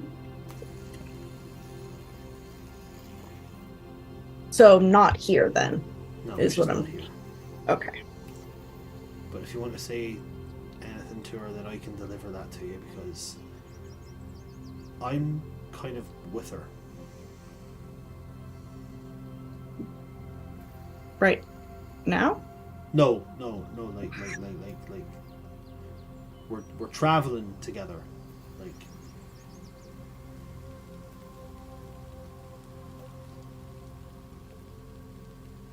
Together. Weren't you together before? Yeah, Right? but now it's like it's a thing now. Like we're like an actual couple thing, engaged, like thing. I could have sworn you guys were already that before, but okay. You've been asleep for a long time. I forget what you do and do not know. Honestly, I could have been making assumptions. I have no idea. You really could have. And then the kind of joke nature of the big brother goes away, and he's just like, "I'm really glad you woke up, Alice." I'm glad that you're not a hat man, and she hugs him. Why would I wear a hat over this hair? This hair is Listen. fantastic. I don't know what to tell you, but you were wearing a hat a lot in here. You need to stop going into comas, because I will never wear a hat. There is probably a version of me somewhere that is like a clown, but there was never a version of me that wears hats. You were literally called the Hat Man. Well, where you were was obviously fake. I mean, yeah, I was asleep for 6 months. But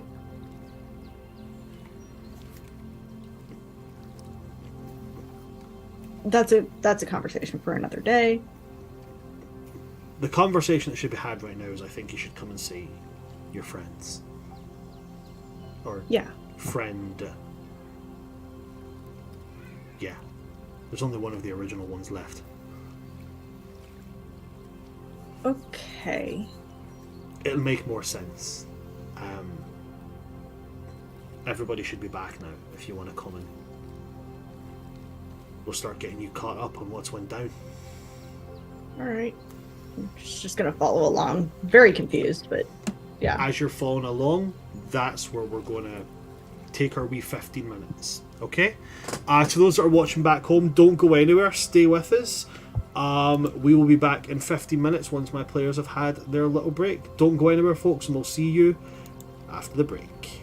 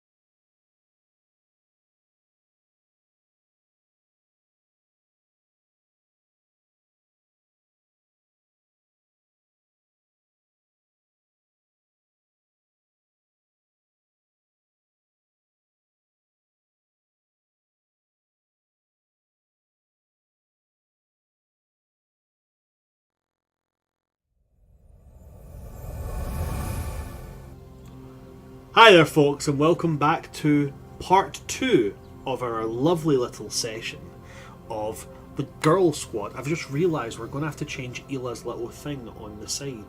We're going to have to change that now. That's fine, that's grand, we can do that. When we left off with a lovely little reunion between Alice and her husband Lunadris, as well as her brother Aenor, and they basically suspended their reunion in order to tell Alice that, hey, a lot of things have went down.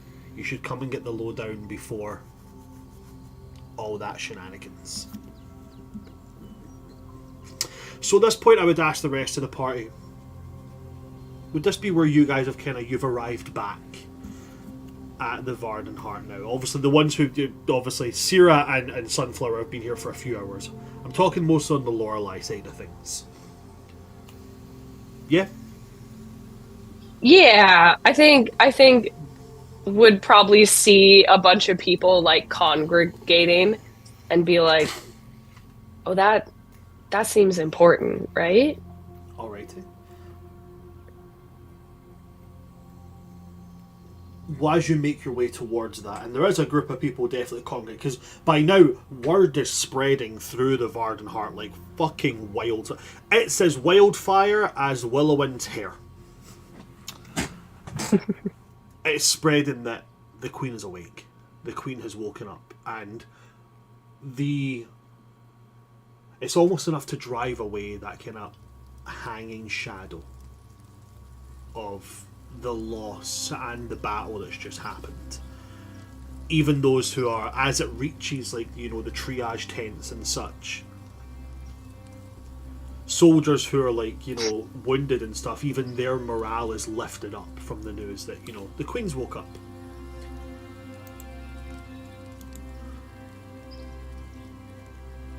So, I put it to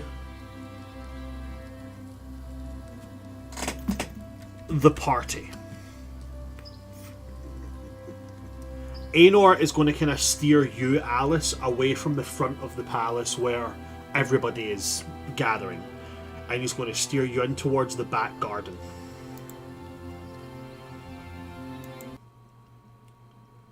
A place that's calm and serene.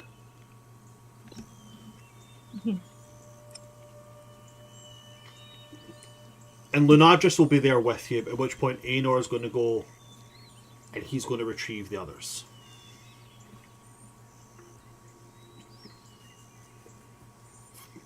So at this point, Sierra, Sunflower, Lorelei, the news will have got to you. The Queen has woke up. That's why this crowd is gathering. I don't think it actually fully registers to her. She's just kind of like, okay, that's very she's so focused on working right now that she's just like, yeah, okay, I'll be right there. Just give me 1 minute, and she's just gonna keep working. Then in that case, Sunflower, if that's what happens, then Mort will physically pick you up. She's like, wait, wait, what? When Aenor tells Lorelei, Laura just kind of blinks and goes, okay, that's good, right? Yeah, it's pretty grand. We're kind of buzzed about it a little bit. Great. Okay. Would you like to meet her? I mean, in no uncertain terms, her kingdom is kind of still in one piece because of, your help. Okay, yeah. Sure. I don't think I've ever met a queen before. Nah, you haven't. No. The last queen you met was Alyssera. Yep. And that's what he's then going to go to, is he's going to go, she's not Alyssera, by the way, okay? But Alyssera has her face. But this is my Alice. Okay? And then Okay. he's gonna. And it's a weird one because Aenor and Lorelei have had their standoff moments with each other. Mm-hmm. But he's going to step in a little bit closer and go, she's not replacing Ylla. Alright? I mean, no one could replace Ylla. Definitely not. And when you meet our Ylla, you'll see that's even more the case. But our Ylla is a lot younger. She's small right now. Oh. Wait, like smaller than me? Yeah, actually, smaller than you. Very few people are smaller than me. Well, you got on great with one of my sisters. I'd really like for you to meet the other one. I actually have a third sister, but she's a twin, and yeah, I'm still dealing with the fact that she's become a whole different person. Okay. Look. I know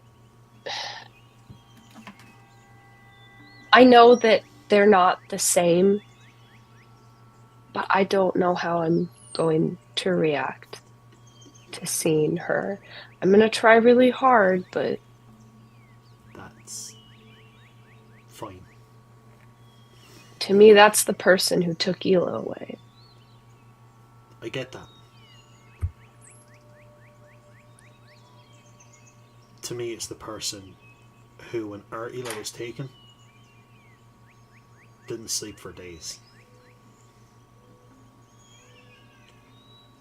But I understand how it's going to look, and I understand how it's going to feel. I'm fairly sure she will too, once we explain everything that's happened. Okay. Oh, also, and they kind of put a hand on Aenor's,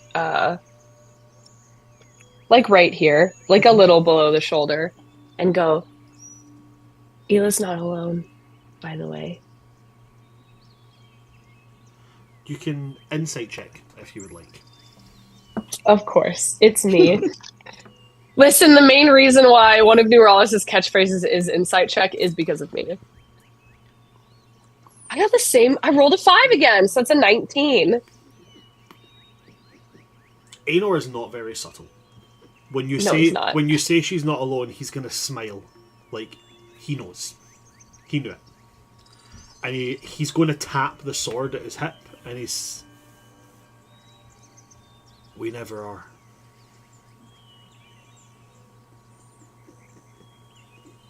Okay. I met one of your ancestors, by the way. Oh, jeez, which one? Because this could be a very positive or very negative view on the Willowins. I met the first one, Kiernan. Oh, yeah, Kernan. Yeah, he's grand. He tries too hard to fit in. He tries to copy the words that we use and stuff, and we're just like, look, you're old, and the old thing works for you. Just do that, okay? I mean, apparently, he said he was famous, but I've never heard of him, and I've read a lot of books. He's famous to wood elves. Oh, okay. Well, he's the reason we can do that thing where we talk to plants.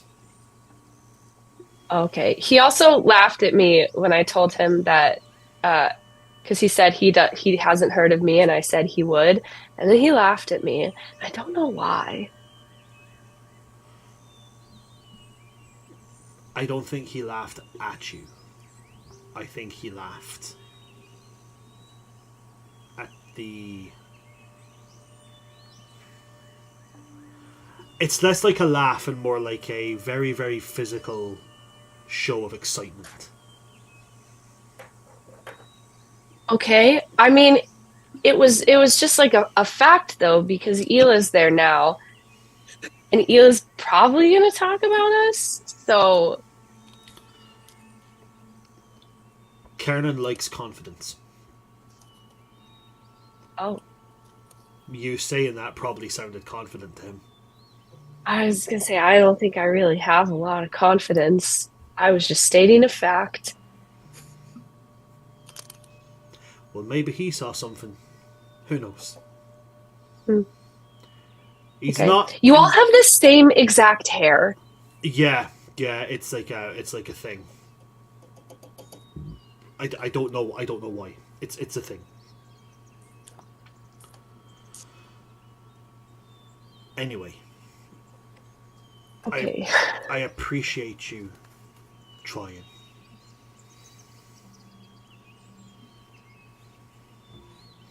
Yeah. I mean, I told you before, I don't really have a brother, but I think you're the closest thing I have to one. Well, then this will kind of be like meeting your sister. Oh, don't say that to me because I do have a sister. Oh, jeez. Yeah, right. Okay. And I'm really scared to meet her again based on things that I've seen. Well, I'll make you a deal. You're trying to meet my sister, right? Yeah. When you go meet your sister, I promise I'll be there.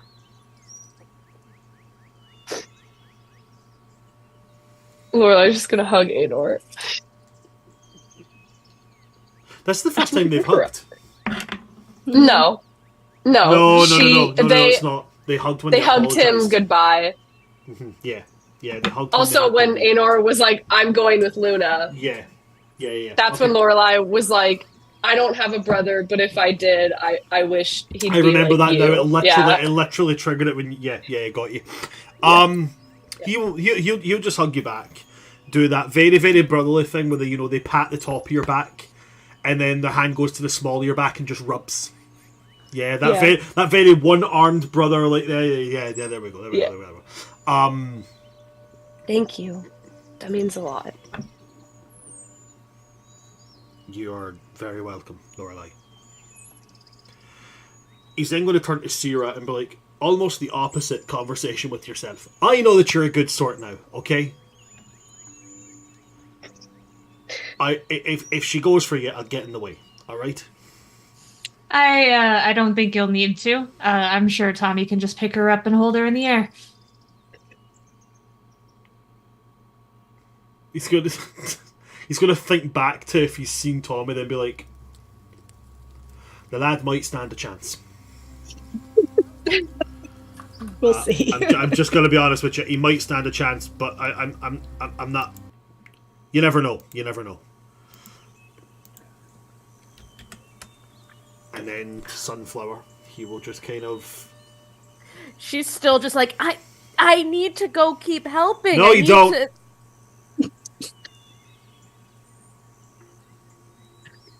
And I think that suddenly the word. Sorry, I thought you were going to answer Sunflower, and just every time Sunflower goes to answer, she's just No. This is me. This is Alana. Okay, Alana, go ahead. Thank you. I think then the words finally break something through, and she blinks. She goes, "Alice is awake." Yes, she has been awake for we've told you. I think she freezes for a second, and then she attempts to kick Mork in the stomach to get down. No, let me out. Aenor's going to be like, whoa. Yeah, 7-foot orc ass kicking at an 8-foot orc. Just I feel like there's an 8-foot orc who can very radius. quickly become a 32-foot orc. Yeah, I think there's a radius right now of we just need to stay away from this. But she's like, let me down. Aenor is gonna. You need to calm down.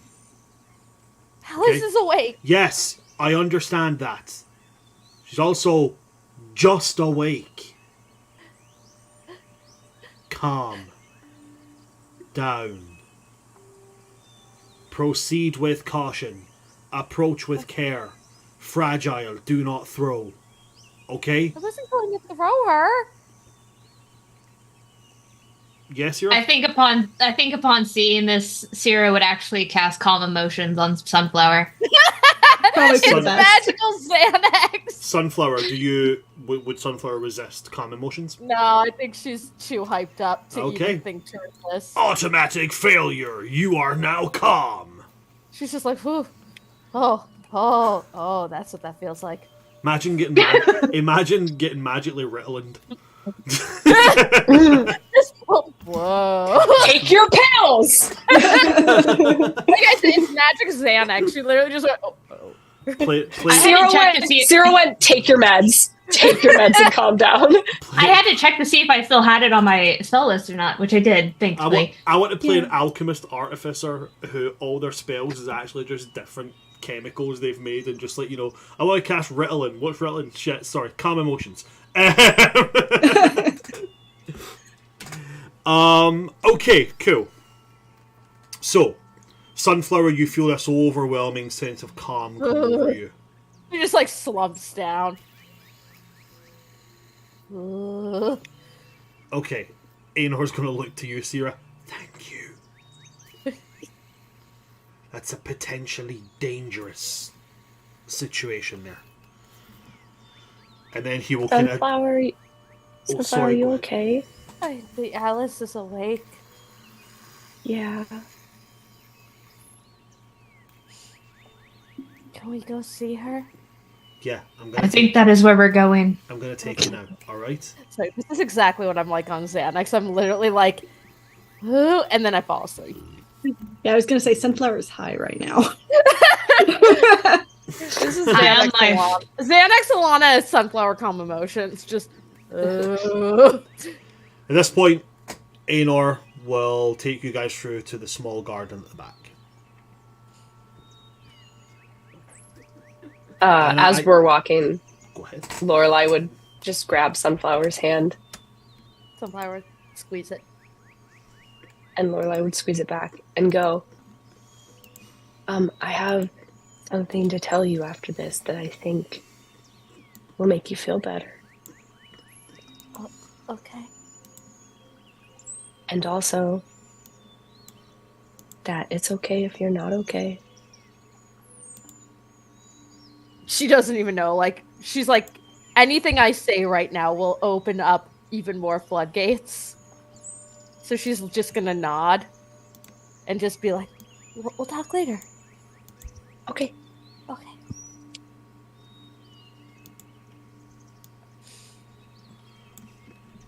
Okay.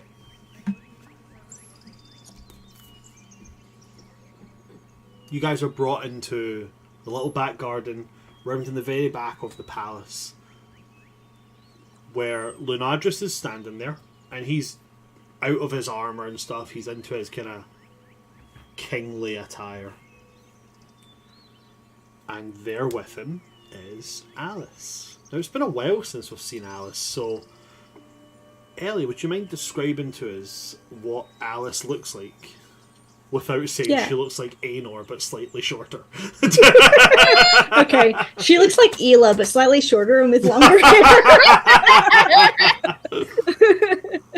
No, I got you.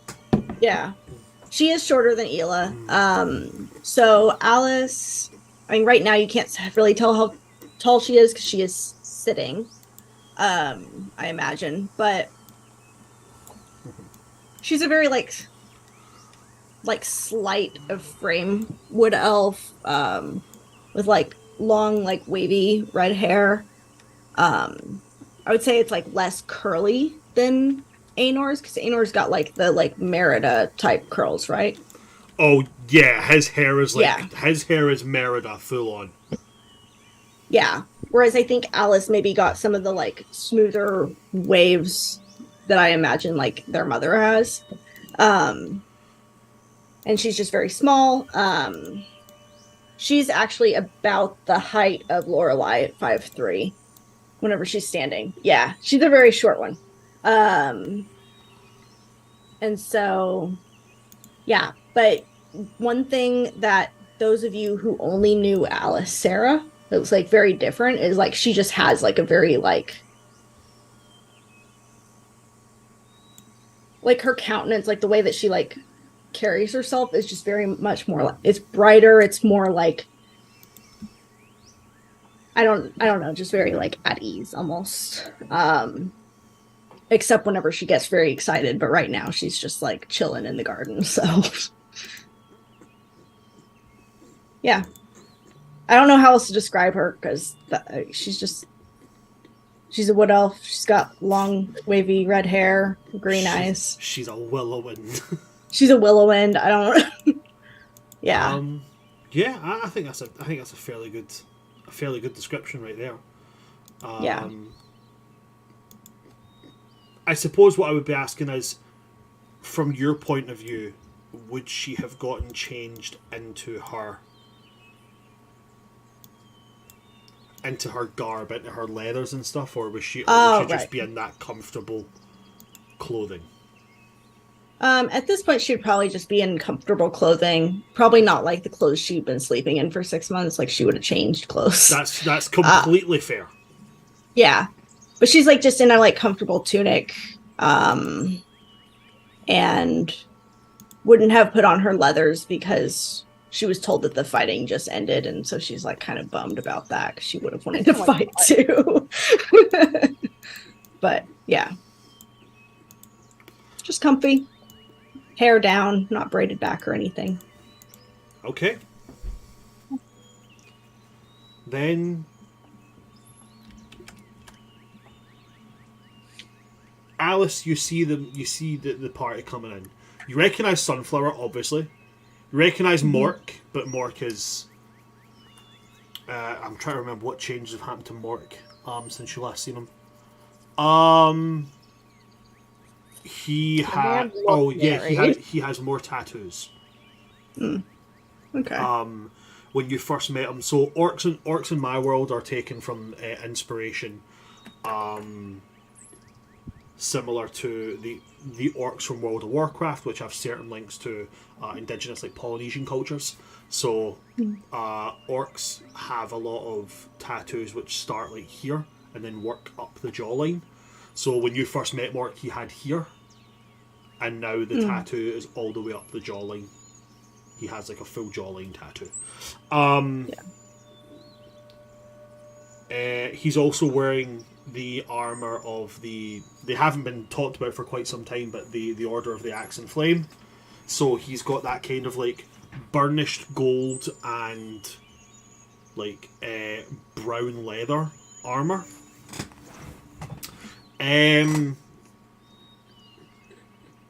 You would see, obviously Aenor's there with them.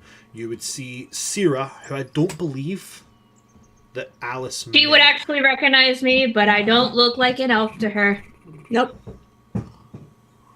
And Alice would recognize her because that's how she saw her last time too. Yep, that's what I was about to say. I don't think you would recognize Syrah, but I think you would recognize the real Syrah. Yeah.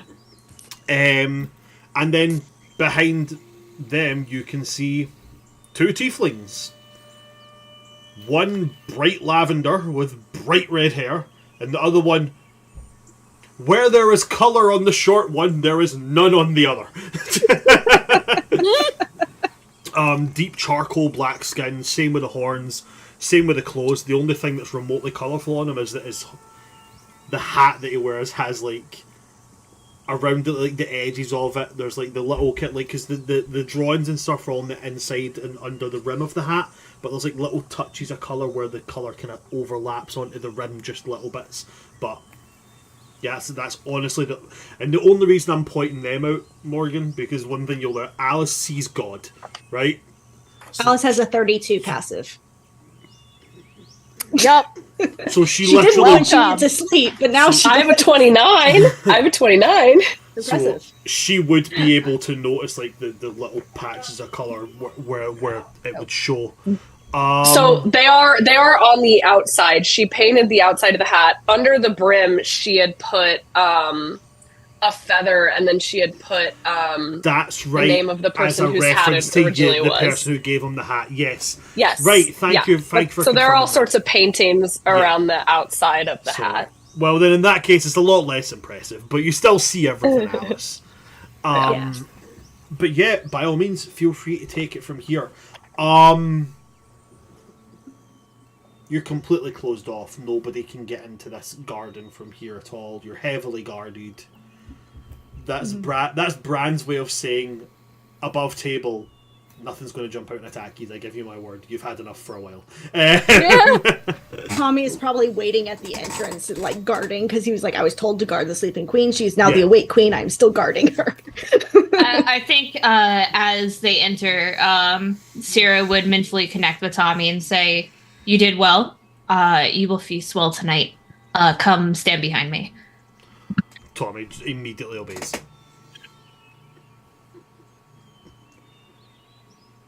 Yeah. So Lorelai's in the back, not really stepping forward anymore. Just kind of hesitantly waiting in the back. Sunflower's a bit in shock. Just seeing it, just like, you're awake.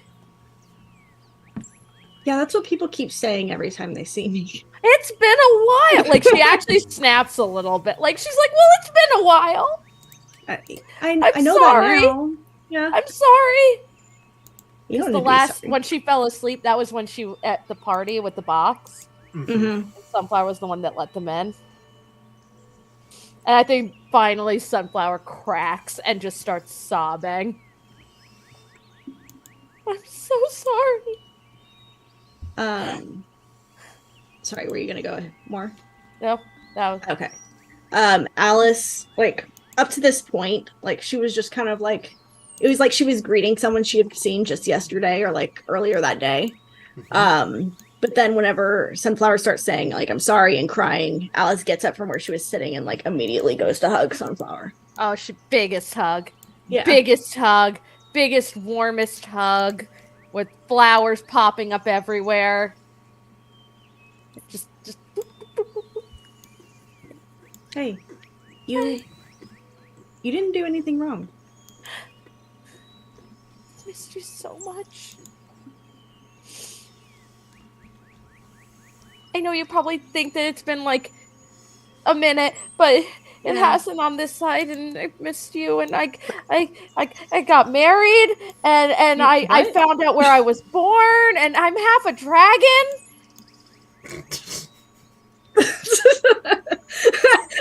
Like, Luna's not here. Luna's off doing things. yes, I did hear about that. Just the way Yeah, you you worded that was just perfect. I'm half a dragon. It's like every Willowind in a mile radius. Where's the other half? I don't understand. She just starts blubbering. Just. And now we have new friends, and Ylla's a tree, and What? Ylla's a tree? Wait. Ylla's a tree. Our Ylla, there's two Ylas now, except one's a tree. Alice is just gonna look to Lunadris like, what? Translate? It's I'm not wrong. Do you remember what happened with the necklace thing that you put on? Yes. And then a different you from a different place popped out. Vaguely. So I feel like she passed out pretty quickly after that, but yeah, vaguely. Well, there was another Ylla as well from that same place. And she's been helping everybody here deal with the evil you. She's like 12. Why is she doing that? Oh, not this one. This one was much older. What? It was an older Ylla. Okay. She was very pranky and very great, and now she's a tree. Sorry, I don't know how to take this conversation seriously. This isn't Alice, this is just Ellie, like... Okay. Ellie's just getting confused by just, wait, tree? No, Ellie is not confused. Alice is very confused, yes, but, okay. So she turned into a tree. Yeah. Okay. Aenor will just look at you and go, Verdant Blade stuff. Oh, okay. Okay, gotcha. Oh, yeah, Ylla in that place had the Verdant Blade, not me. I'm dead in that place. You're dead. Well, you're God, dead. you You're were dead now evil. from that place.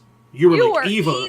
Oh, you got married to the weird guy who liked metal suits. Oh God, the guy we hated. Remember the guy we hated? Yeah, you got married. Valerian. You got married to Valerian in guy. that place, and You know that Valerian root is used in tea. I can't drink that kind of tea anymore, and that's like a whole thing. Never mind. I didn't catch any of that about the tea, but So it's Probably- that's a personal issue. Before we get into giving you the lowdown on everything that happened, there's some official introductions that need to be made. Okay. Now, I don't know what your memory's like, but I am your amazingly badass big brother, Aenor. And no matter what has ever happened, I have always been better than you at everything. Okay? Oh yeah. And he's going to put his hand on Renadris and go, "This is your husband. He looks a soft sort, but I promise you, he's a very nice man. And he has lovely hair." Yeah. Yeah, I remember. Okay, my husband. He's going to point to Sunflower. And it's very evident that he's just egging it up, making jokes on you, trying to make the situation less. Yeah. And he gets to Syrah, and it becomes kind of genuine. Like, this is Syrah, who was previously an advisor to Big Valerian guy. Yeah. But now she's here, working with us. And she was at the what did we call it? The summit. Yeah. She's been incredibly helpful. And her weird cult people have also been very helpful. They're the drowned cult. Okay. Gotcha. Makes more sense now. And he's then going to point to Lorelei and to Raven and say, and these two in the back are Lorelei and Raven. Hi. You don't have anything else to say about them, just that they're Lorelei and Raven? You said us all this stuff about everyone else. You gave me nothing. I was waiting to see if they wanted to say anything. Oh, okay. But I can happily give you some information. Lorelei is a fantastic painter, as you can see by Raven's hat. Yeah, I noticed the hat. It's looks nice. It's very, very fancy, and Lorelei is very, very good at it. I've seen her paint other stuff. Really cool. And Raven can shoot the wings off of a fly without killing it. That's something I want to see. That is very true. Like with an arrow? What do you mean? Like Raven pulls out one of the pistols. I don't like bows, ma'am. If you need two hands to shoot something, there's no point in doing it. That's really cool. I don't know what those are, but I want to learn more.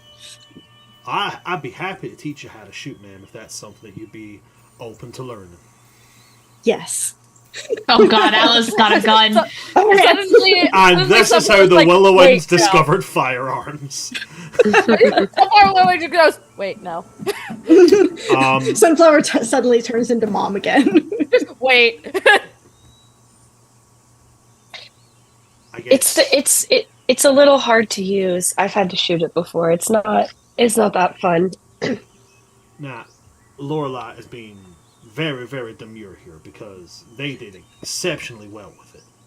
Yes, but it's very hard to shoot, and you should probably just, not do that. You're just making me want to try more. I love a challenge. God damn it. These are... You might not recognize their faces, Alice, but while you've been asleep, these have pretty much held the place together. So, in a way, they pretty much held you together for a while. Alice is going to give a very, genuine smile. Thank you.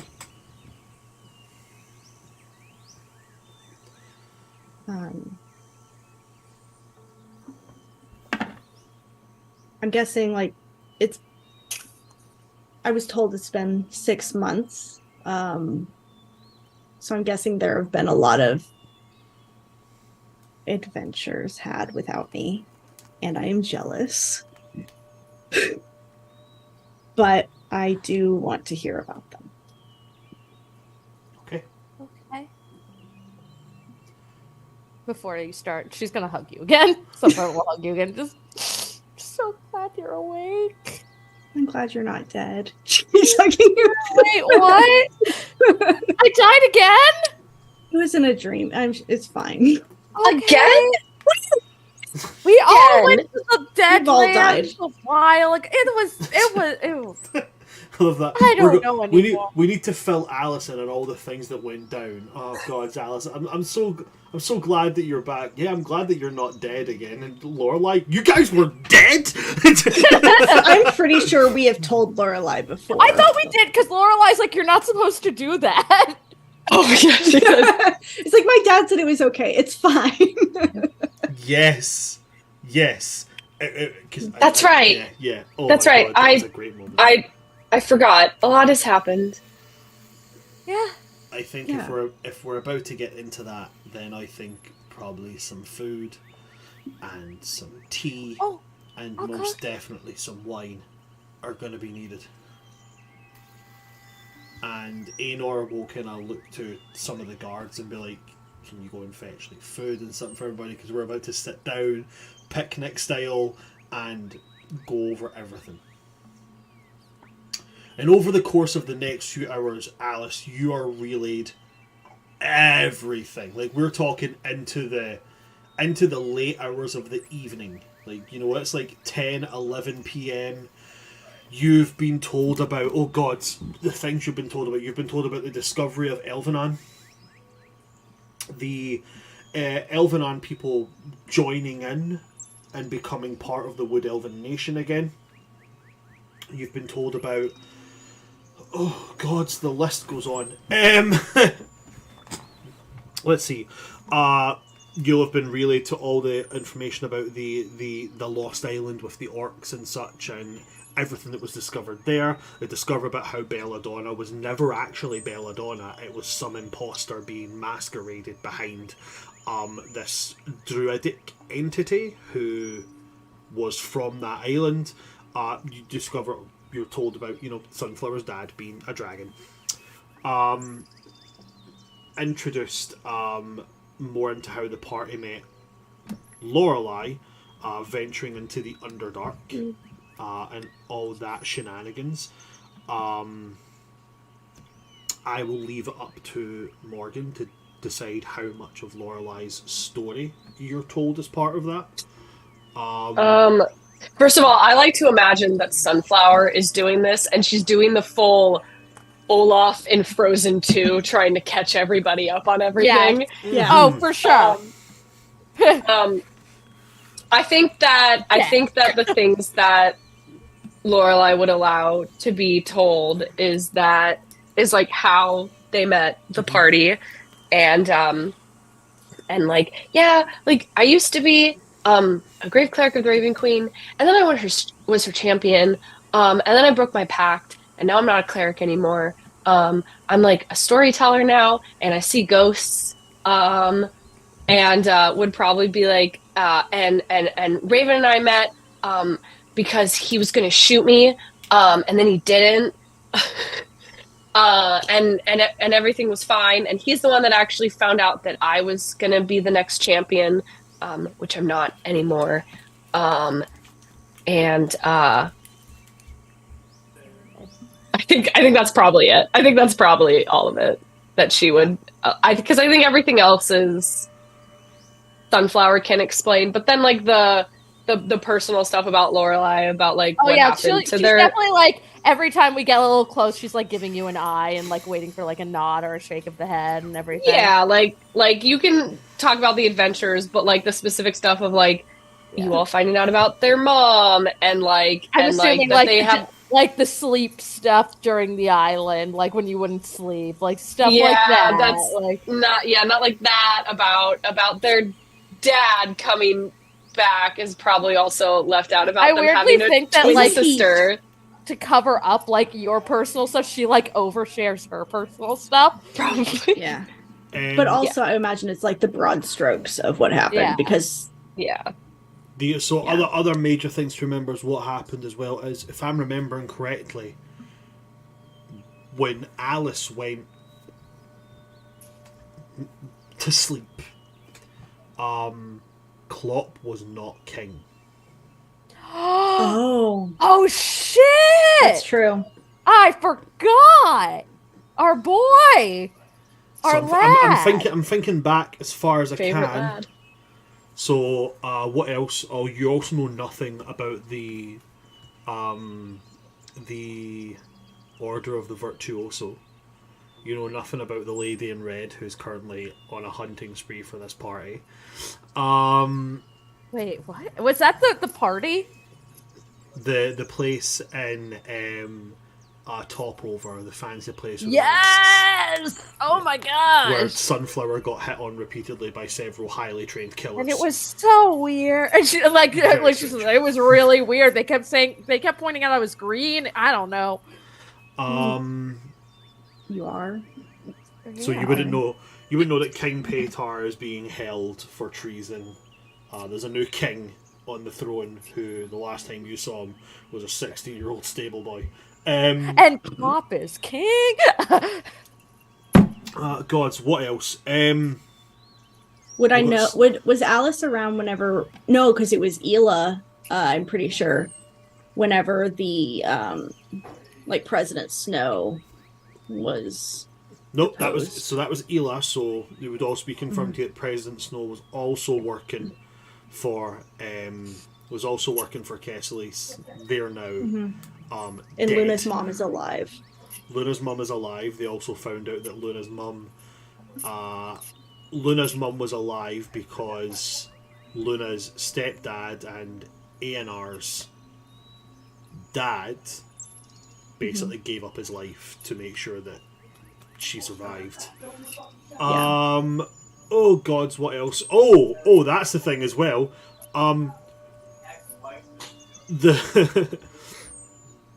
You would know that, or it would be revealed to you that oh god, the words that were in my head have just disappeared there because I heard Astrid cry. I'm in full like dad alert mode, like what was I going to say there? Something was in my brain that was going to come out. Oh, that was it. You would also know that Kesselise has basically given a timeline for when he's going to be making his moves. Oh. And with how long you've been asleep, it's about 6 months left before he makes his move.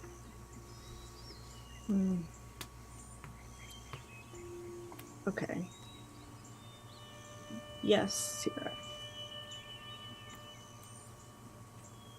Things that Sarah would, relay from her side of things is that Valerian got married and that he is focusing on other things besides the experiments and other things that you knew him for. Okay. Coco is a lord of the human lands, has his own lands there, and is on an adventure. God's nowhere. Also, we may have fucked up and tried to put Vecna against Kesselise. We don't know what happened there. I'm gonna go in the bathroom. Are you actually? Okay, Yep, they're actually. So they would reveal to you from their side of things that they met some entity called Vecna and basically tried to put him and Kesselise against each other. They don't know what happened with that. Oh.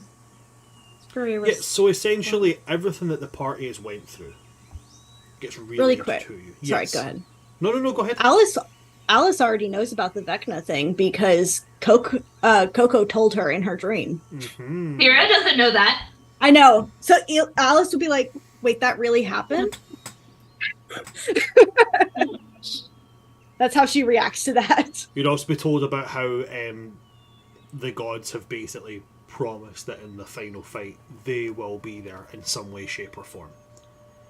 And then that promise was given by Lunadris, because obviously he's the chillest of all the gods.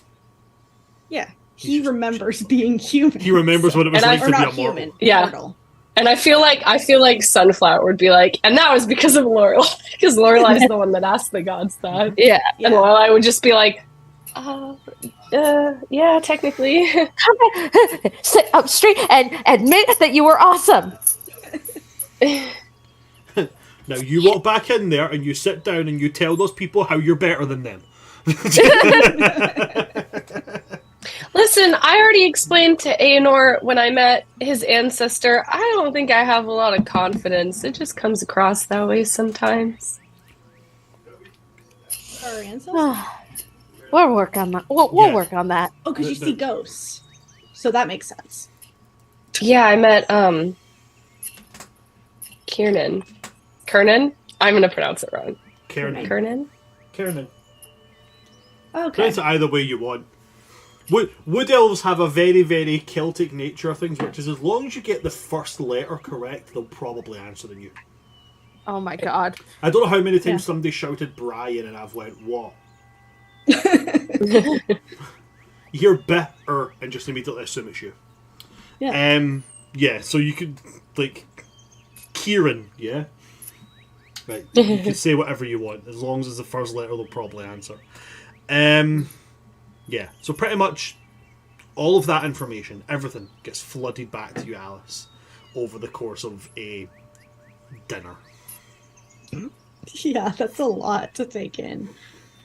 By the end, Sunflower's like out of breath, veins are glowing, like just like dried tears on her face, just like ta-da! Okay. Oh, and one last thing. So I'm off gallivanting with Luna and stuff just now, and I will be leaving in like a day to go back to that. Oh. Oh, you gotta let Luna know. I'll tell Luna everything. I promise. I've already said that to Alice. I'll tell Luna absolutely everything. Okay. Wait, Aenor, Yes. has she been getting my messages? She has. And I was scared that this would come up because of the nature of where she is and what's happening right now. She can't answer. However, I can. So from now on, all I know is the sendings that that you've been sending her sendings. She says that it's not my place to know the information inside of them, but she can't answer. So, if you have anything you want to ask her, if you send to me, and I'll ask her, because I'll be able to answer. She's the one bound by weird cosmic laws and all that shenanigans. Okay, I just wanted to make sure that she was getting them. She has. Thank you. Okay, thank you. So, I hope we haven't, like, messed up your brain with all the, information over. Alice is just like drinking straight from a bottle at this point. Oh yeah, that's not surprising. There's like 4 bottles of wine surrounding Alice, and she just like. She's just taking it in and being like, my +2 intelligence isn't enough for this. The Willowwind family flaw. Yeah, she's more intelligent than Ylla, though. So Yeah, she's more intelligent than me.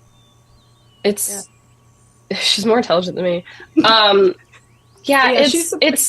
It's a lot when they told me about stuff they'd done before I met them. yeah, we went through a lot of stuff. Yeah, That's Sounds a lot like- to take in for just meeting everyone.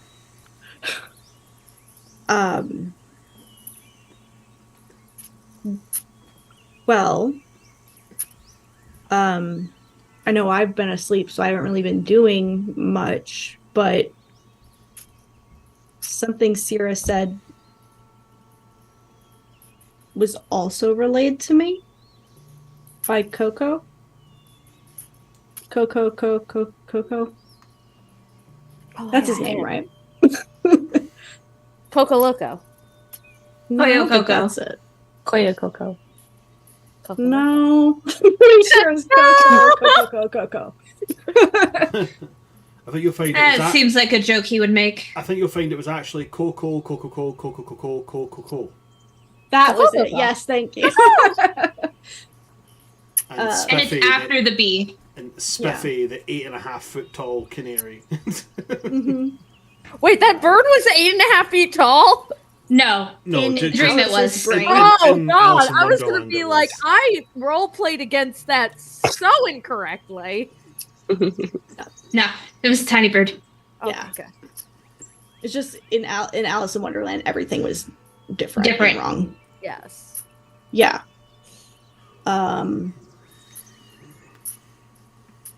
Okay. Huh. I wonder if the rabbit was real. That's the first thing she says. I can have a rabbit if you'd like. Would that No, it was No? like there's like a moment where she starts like wild shaping and like ears start to come up and then just like shrink back down. yeah. What was their name, Bran? I can't remember the character's name. Which one you talking about? The hair. Yeah, Khadijah's character. Yeah. Oh gods. I've got it in a notebook somewhere. I can't entirely recall the name. That's okay. We'll pretend that Alice remembers. It Some just kind of says- like it was like a really like British sounding name. It was very British sounding. Yeah. Do you guys know that name? Any of you? None of you have heard that name before. Okay. I was gonna be like, I can roll. No. No, none of you have heard that name before. Okay. No. Huh. Oh well. But yeah, that is a lot to take in. Yeah.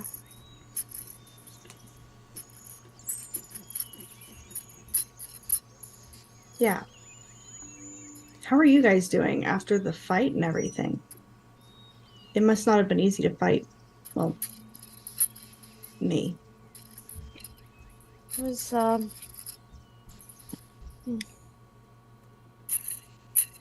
It's not the first time that I've gone against at least your people. But it's not really my point. I'm just gonna shut up. You weren't part of the burning down the forest, were you? That was Okay. Gloombeak. Gloombeak was the one who started burning No. the forest. Oh, I feel know like that the out of word- character. Alice is The word asking. burning is the biggest hint at who it was. Yeah, but this is Alice asking, not Ellie, I know. Okay. It was, I think the hardest thing we've ever had to do. Including the dragon. It was harder than that. It was harder than that. Wow. It was hard. It was harder than your not mom. I mean, and that Sunflower gets like visibly exhausted, just like, I mean, it was hard for me. But it was Wow. hard.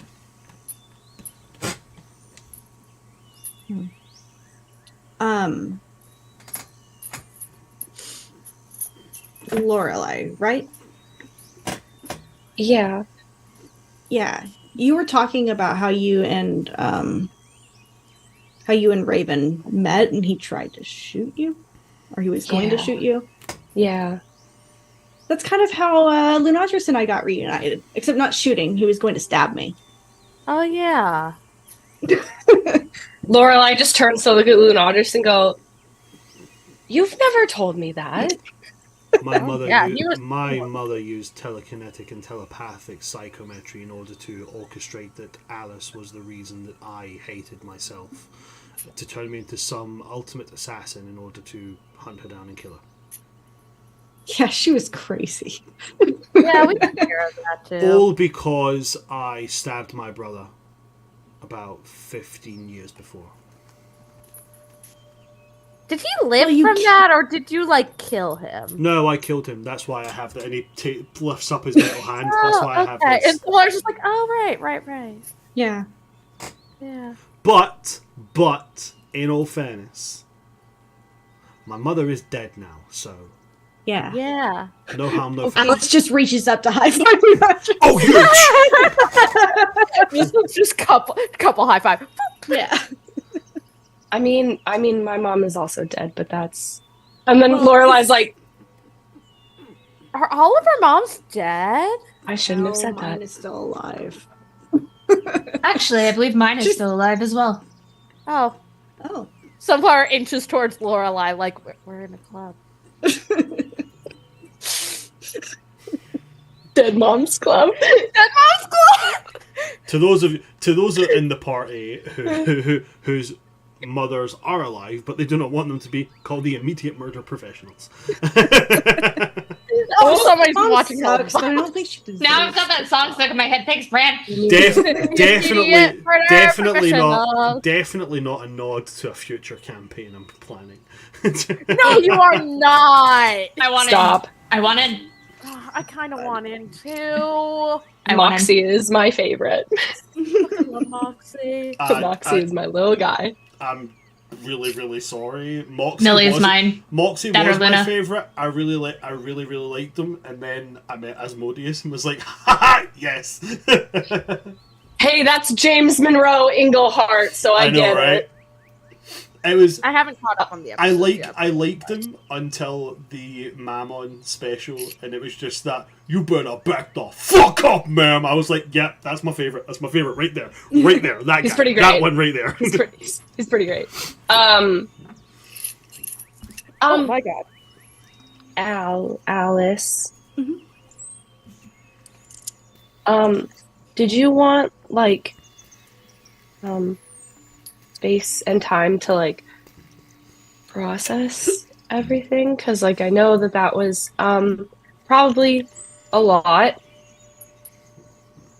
I mean, it was a lot, but I've been sleeping for 6 months. I don't think I could I don't want to rest ever again. Alice, you need to sleep at some point. I just gotta like No. look at Lorelai. I did 6 months of it. I don't need any more. At some point, you'll need to go back to sleep. I Lorelai cannot just looks love away. Another person. Lorelai does this. I've done this before. I will put you back to sleep. Magical sleep stuff doesn't work on me. It wasn't magic. I'll fight you. Oh, I Wasn't know you magic. will. Don't make me cast calm emotions again. I'd like to On her. try. Again? Yeah, she just passed it on me. I just point. Don't worry I about just it. point to Sunflower. Don't worry about it. started it. It doesn't really matter who started it. All right. I have calm emotions too, you know. Just a little. She looks point- very confused. Like what? I can calm emotions too. And like she's got like little flowers just popping up, just like. Yeah. I love you so much, Sunflower. My whole heart. Lorelai, you can start a wee. Were you going to say something? Well, Yeah. please Lorelai go. just goes, Lunadris? Yes. Is there like a wall here that doesn't really have anything on it, that is in a place where a lot of people will see it? I mean, there's the garden wall around about here. I suppose there's pretty much any wall I mean, the entire city's surrounded by a giant wooden wall. So, That's true. is there something you need? Can I have permission to paint something on a wall here? You just contributed to keeping this place standing. As far as I'm concerned, you can paint on any part of it that you want to. You should not tell me that, because I will do that. He's gonna look at Alice. Alice just shrugs, yeah. As long as it's not the palace, and as long as it's not a house that anybody lives in, unless they give their permission, you have permission from the crown to paint wherever you want. Lorelai's like jaw kind of drops, and they're just like, "Wow, no one's ever given me that permission before." I used to get in a lot of trouble at the temple for painting wherever I wanted to. Well, it sounds to me like the people in that temple have a load of sticks up their asses. I don't know. I never really checked. Oh, wait, does that not mean what I think it means? Is that one of those things? That's a metaphor. Yeah, sorry, I forgot. Oh, okay. No. People in that temple sound like they really enjoy the rules of their jobs. They do. Could never. Yeah. Absolutely not. Could never do it. Couldn't beat me. DM, by garden wall, is that like still like what is the garden wall made out of? Is it like a garden like hedge, or is it like an actual wall? So there is no like stonework in the Vardenheart. Basically, every building is a tree that is sung using a very specific combination of bardic magic and druidic magic. They are sung into shape. So there's no stones or anything. I mean, there's like stones that are carved for like decorational purposes, but there's no stone for actual purpose in the Vardenheart. Everything is wood. So there's no stone wall. It's a wooden wall. That's basically grown from the ground. Yes.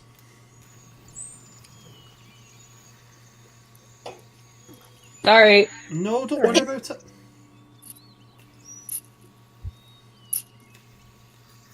Oh boy. Okay.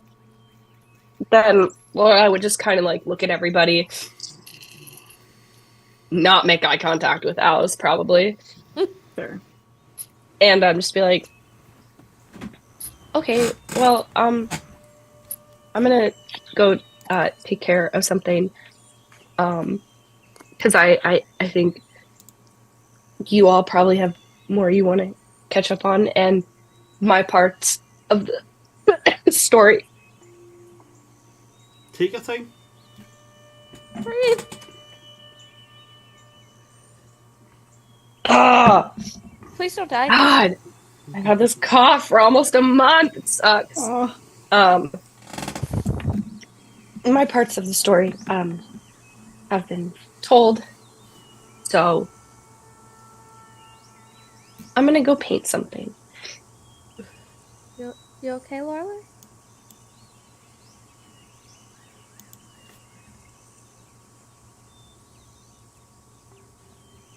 I think one day I will be. I'll bring you a snack later. Thank you. And they will head off and leave the garden. Raven, Oh my god, poor Morgan. Oh dearie. Oh, sweetie pie. Raven will stand and kind of, I figured I'm at least going to walk them to where they're going before leaving them to do their thing. And taking a little bit of a perusal of this place and seeing if there's anything I can do to help. Your Highness, it was a pleasure. I look forward to meeting you again. Everybody else, y'all have a good one. Keep an eye on them. I A always little bit. do. Good. And then they walk away. And Lorelei, they walk with you, and they kind of do it the way that they've always kind of measured it, where they'll walk next to you, and eventually try to make some form of like physical, like putting their hand just like next to yours or something like that, until such a point where you make the physical separation, which when they then know no words need to be shared, that's where they want to go do their own thing, and they just venture off by themselves. Yeah. Yeah, and Lorelei would find a portion of wall that's, I think, somewhere in sort of the center. And get to work on whatever she's working on. Can you make me get to work on whatever they're working on? Can you make me a performance check, please, Lorelei? Oh my god, absolutely. Let's do this. I'm going to pick a different die because that one keeps rolling 5s. What I'm going to say is roll it with advantage because you are not rushed for time. You've been given permission, so you can take as much time as you want on this. Yeah. I've used my math is so hard. I've used my calculator for this one. Yeah. How does like a 35 sound? 35 sounds great. This thing looks like a photograph. Whatever you're painting, it's so intrinsically lifelike. It's if any of you, I know Sunflower would come later, to find Lorelei, but for all of you as players, it's a mural, and with different depictions of Ylla. There's one of them holding the verdant blade, with kind of like light shining on it. There's one of them sort of ducking and sidestepping out of the way of something being thrown at her. And then there is one of Ylla stealing a doorknob. And there's also one of Ylla eating a pastry. Oh, good. Always got to include the pastries. And she stole all those pastries and gave them away. And that was very nice. Yeah. There is a border around the mural with the flowers that Sunflower put on the roots, as well as white roses. Because if you are unaware, white roses are typically symbolize both a beginning and an end. Mm-hmm. And at the top, it says,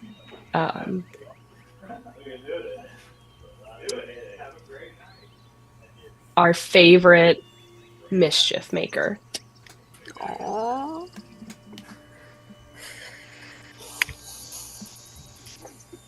I have to ask this question very specifically. Mm-hmm.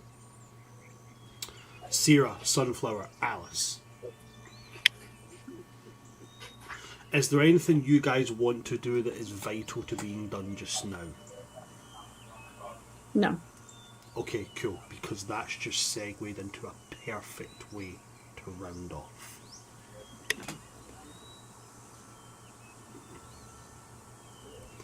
I'm going to give you the after credits scene all in one here. Okay, we're just gonna boom, right in. Okay, right. Let's just go. Let's go. So while Alice, Sunflower, Sierra, and Aenor, and Lunadris, and Mork all kind of have the remnants of the chat about catching Alice up and discussing the things they've still got outstanding, which you only really have 3 things outstanding, not including things that you've yet to discover. Lorelei, when you finally finish your painting, and you step back and you look at it, a voice behind you is going to say, "It's incredibly well done."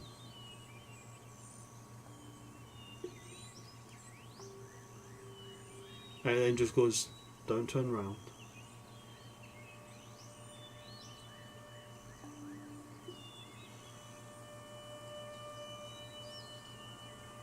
I've come regardless of your particular stance on what you were taught and what I taught you.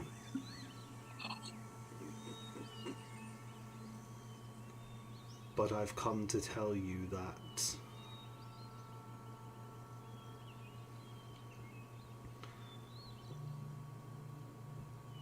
the Knight Chaplains have been commanded. Be watchful, be wary. Please look after yourself.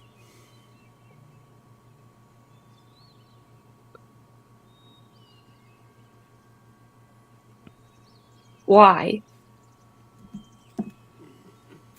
Why did you make a deal with the Raven Queen to bring him back?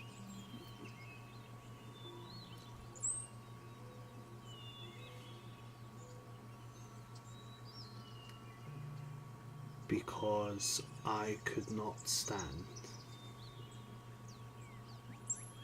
to see the look on your face that I had for years. You deserved to know. That was not your choice to make. And you lied to me.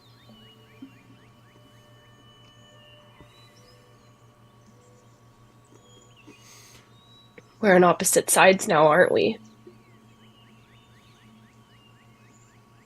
If that's how you choose to view it, then yes. But there are other things in play.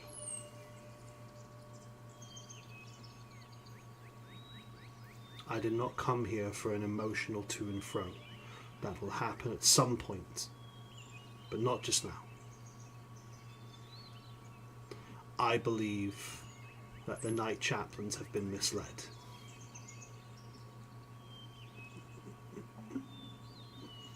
I do not believe the words that they are obeying are that of the matron.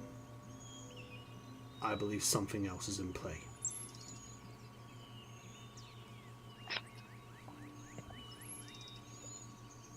What? I do not know. Who would do that? I do not know. All I know is this. Knight Chaplain Nocturne has commanded all things be dropped in order to pursue you.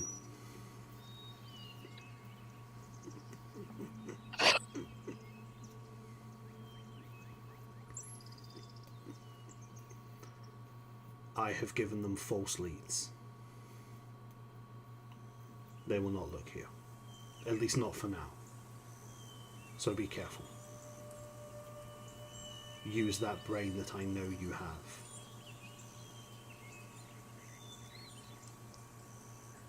And for God's sakes, be safe.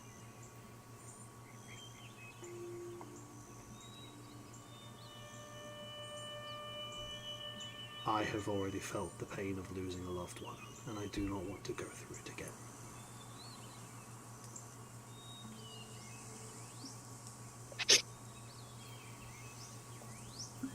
Okay.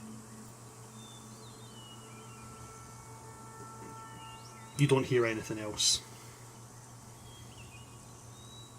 And Master Julius leaves. After having given you a warning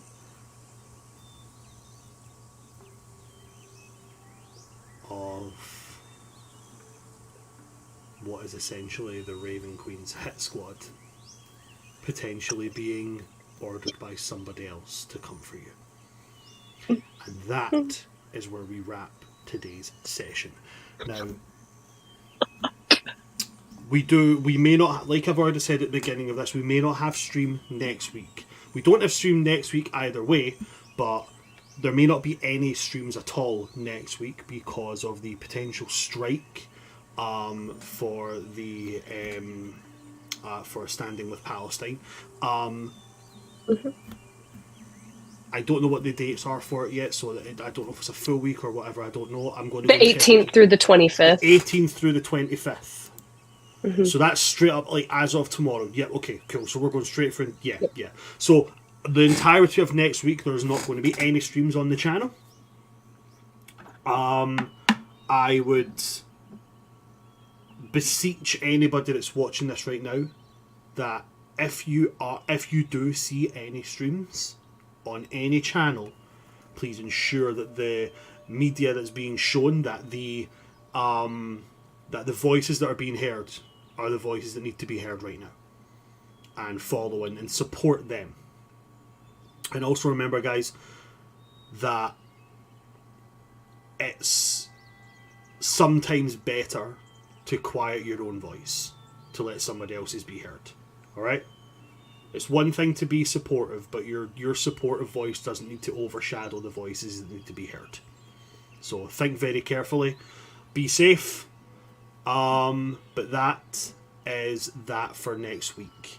No sessions for next week. Thank you very much for everybody that came to see us today. If you like what you've seen, go and check out all of our social medias. Please go and follow over on everything at World Tree Quests. We've got a lot of fun things coming up in the future. There was something else I was going to say there, but I can't remember it. If you want to check out my stuff, go check out my TikTok at Son of Asgard. I am getting back to posting. I've got a bunch of things already recorded. I just have to quickly edit them, and then I'm going to upload them.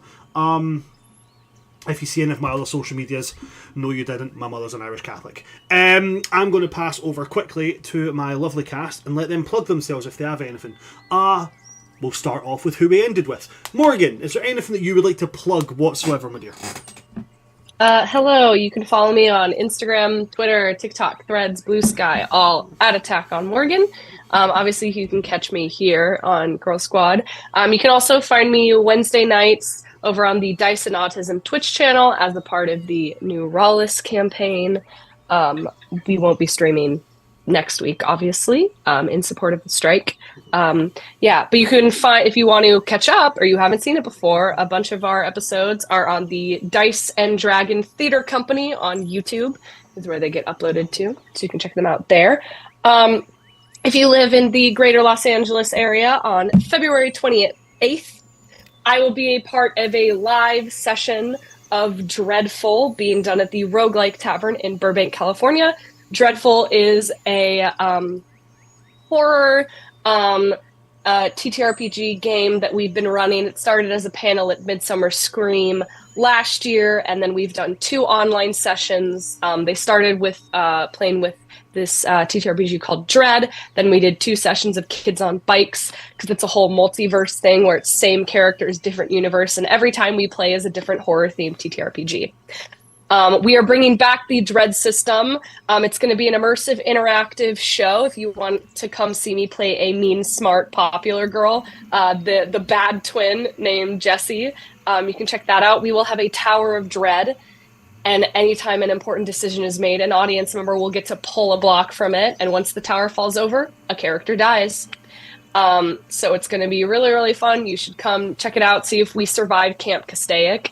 If you want to catch up on the episodes, that is, you can find that on Twitch and YouTube at Pick Your Poison Productions. You can also follow Pick Your Poison Productions on Instagram and all the social medias to get updates. They're a great company. I am also a part of their Roguelike Rumbles and their Rumble Ventures that they do, which you can also find all on YouTube and their social medias. Really great company. Pleasure to work with. And I think that's everything that I can announce currently. Yeah. Fantastic. Thanks very much, Morgan. Another thing to bear in mind, guys, is please do go and check out New Rawless if you're going to check out anything from there, because it's got quite a collection of World Tree Quest cast members on there, because we've got our lovely Morgan from the Grrrl Squad, we've got our lovely That One Warlock, we've got Tom from Fathoms Below on Thursdays, Tom. And we've also got Abby from To the Skies on Wednesdays. The majority of the New Rawless party is World Tree cast members, World Tree Quest cast members, so please do go and support New Rawless. It's a fucking great campaign as well. And we actually just announced that we will have Jasper, aka Kazdot Pingu, as one of our guest players to be on while our lovely Ben Does D&D is traveling the world. Another World Tree Quests person. Yeah, they were part of the original cast of The Forming before they had to leave. Mm-hmm. So yeah, it's a lovely wee reunion. Go check it out, guys. Thank you very, very much for that there, Morgan. Moving on to AK. Anything that you would like to plug at all? Nope. Just know this is a plug for myself in a sense. We get it. The bugs are bad, but we need help with the refrigerators. You're being called to the automaton front. That is all. Helldivers too, for anyone who's confused.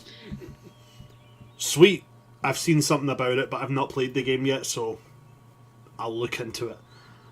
Awesome. Thank you very much. AK, moving on to Ilana. Anything that you would like to plug at all? You can pretty much find me anywhere at AlanaPon47. I think my Etsy shop is still up. It's unfortunately past my my ADHD hyperfocus, so I'm sure I'll get back there eventually. We all know how it goes. Also, I wrote a book, and I just now made a decision. So I did notice I got a couple more sales. I've been getting a couple of reviews. The book is called Rescuing Ruka, Ruka, by Ilana O. And I've decided that either by the end of this year or once I hit, let's say 60 sales, I'm going to work on releasing book 2.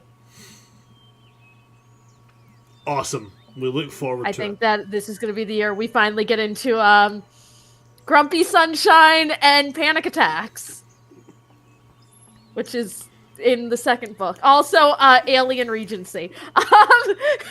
There's a lot going on in book 2. Sounds great. Can't wait to see more of it. That's pretty much it. So please buy my book. Maybe if you do, I'll finally release the second one. Thank you very much, Ilana. And then last and most certainly not least, Ellie. Anything that you would like to plug at all? I'm not on a lot of things right now. Obviously, here on World Tree Quests, but I do also stream on Twitch at Ellie the Small. That's SMOL. And I play a lot of like Stardew Valley right now, some Nancy Drew, other like puzzle type games too. I'm not going to be streaming this week, but after this week I will be streaming again, so I hope to see you guys there. But yeah, you guys should follow. I might stream tonight possibly, but I'm not really feeling it right now, so we'll see. And with that being that's everything, and that's us. So thanks for coming to see us today, folks.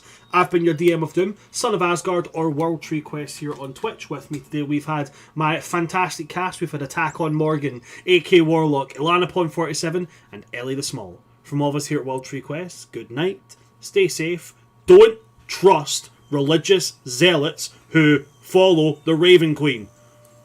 Also, don't pull a finny. Good night, folks. Good night.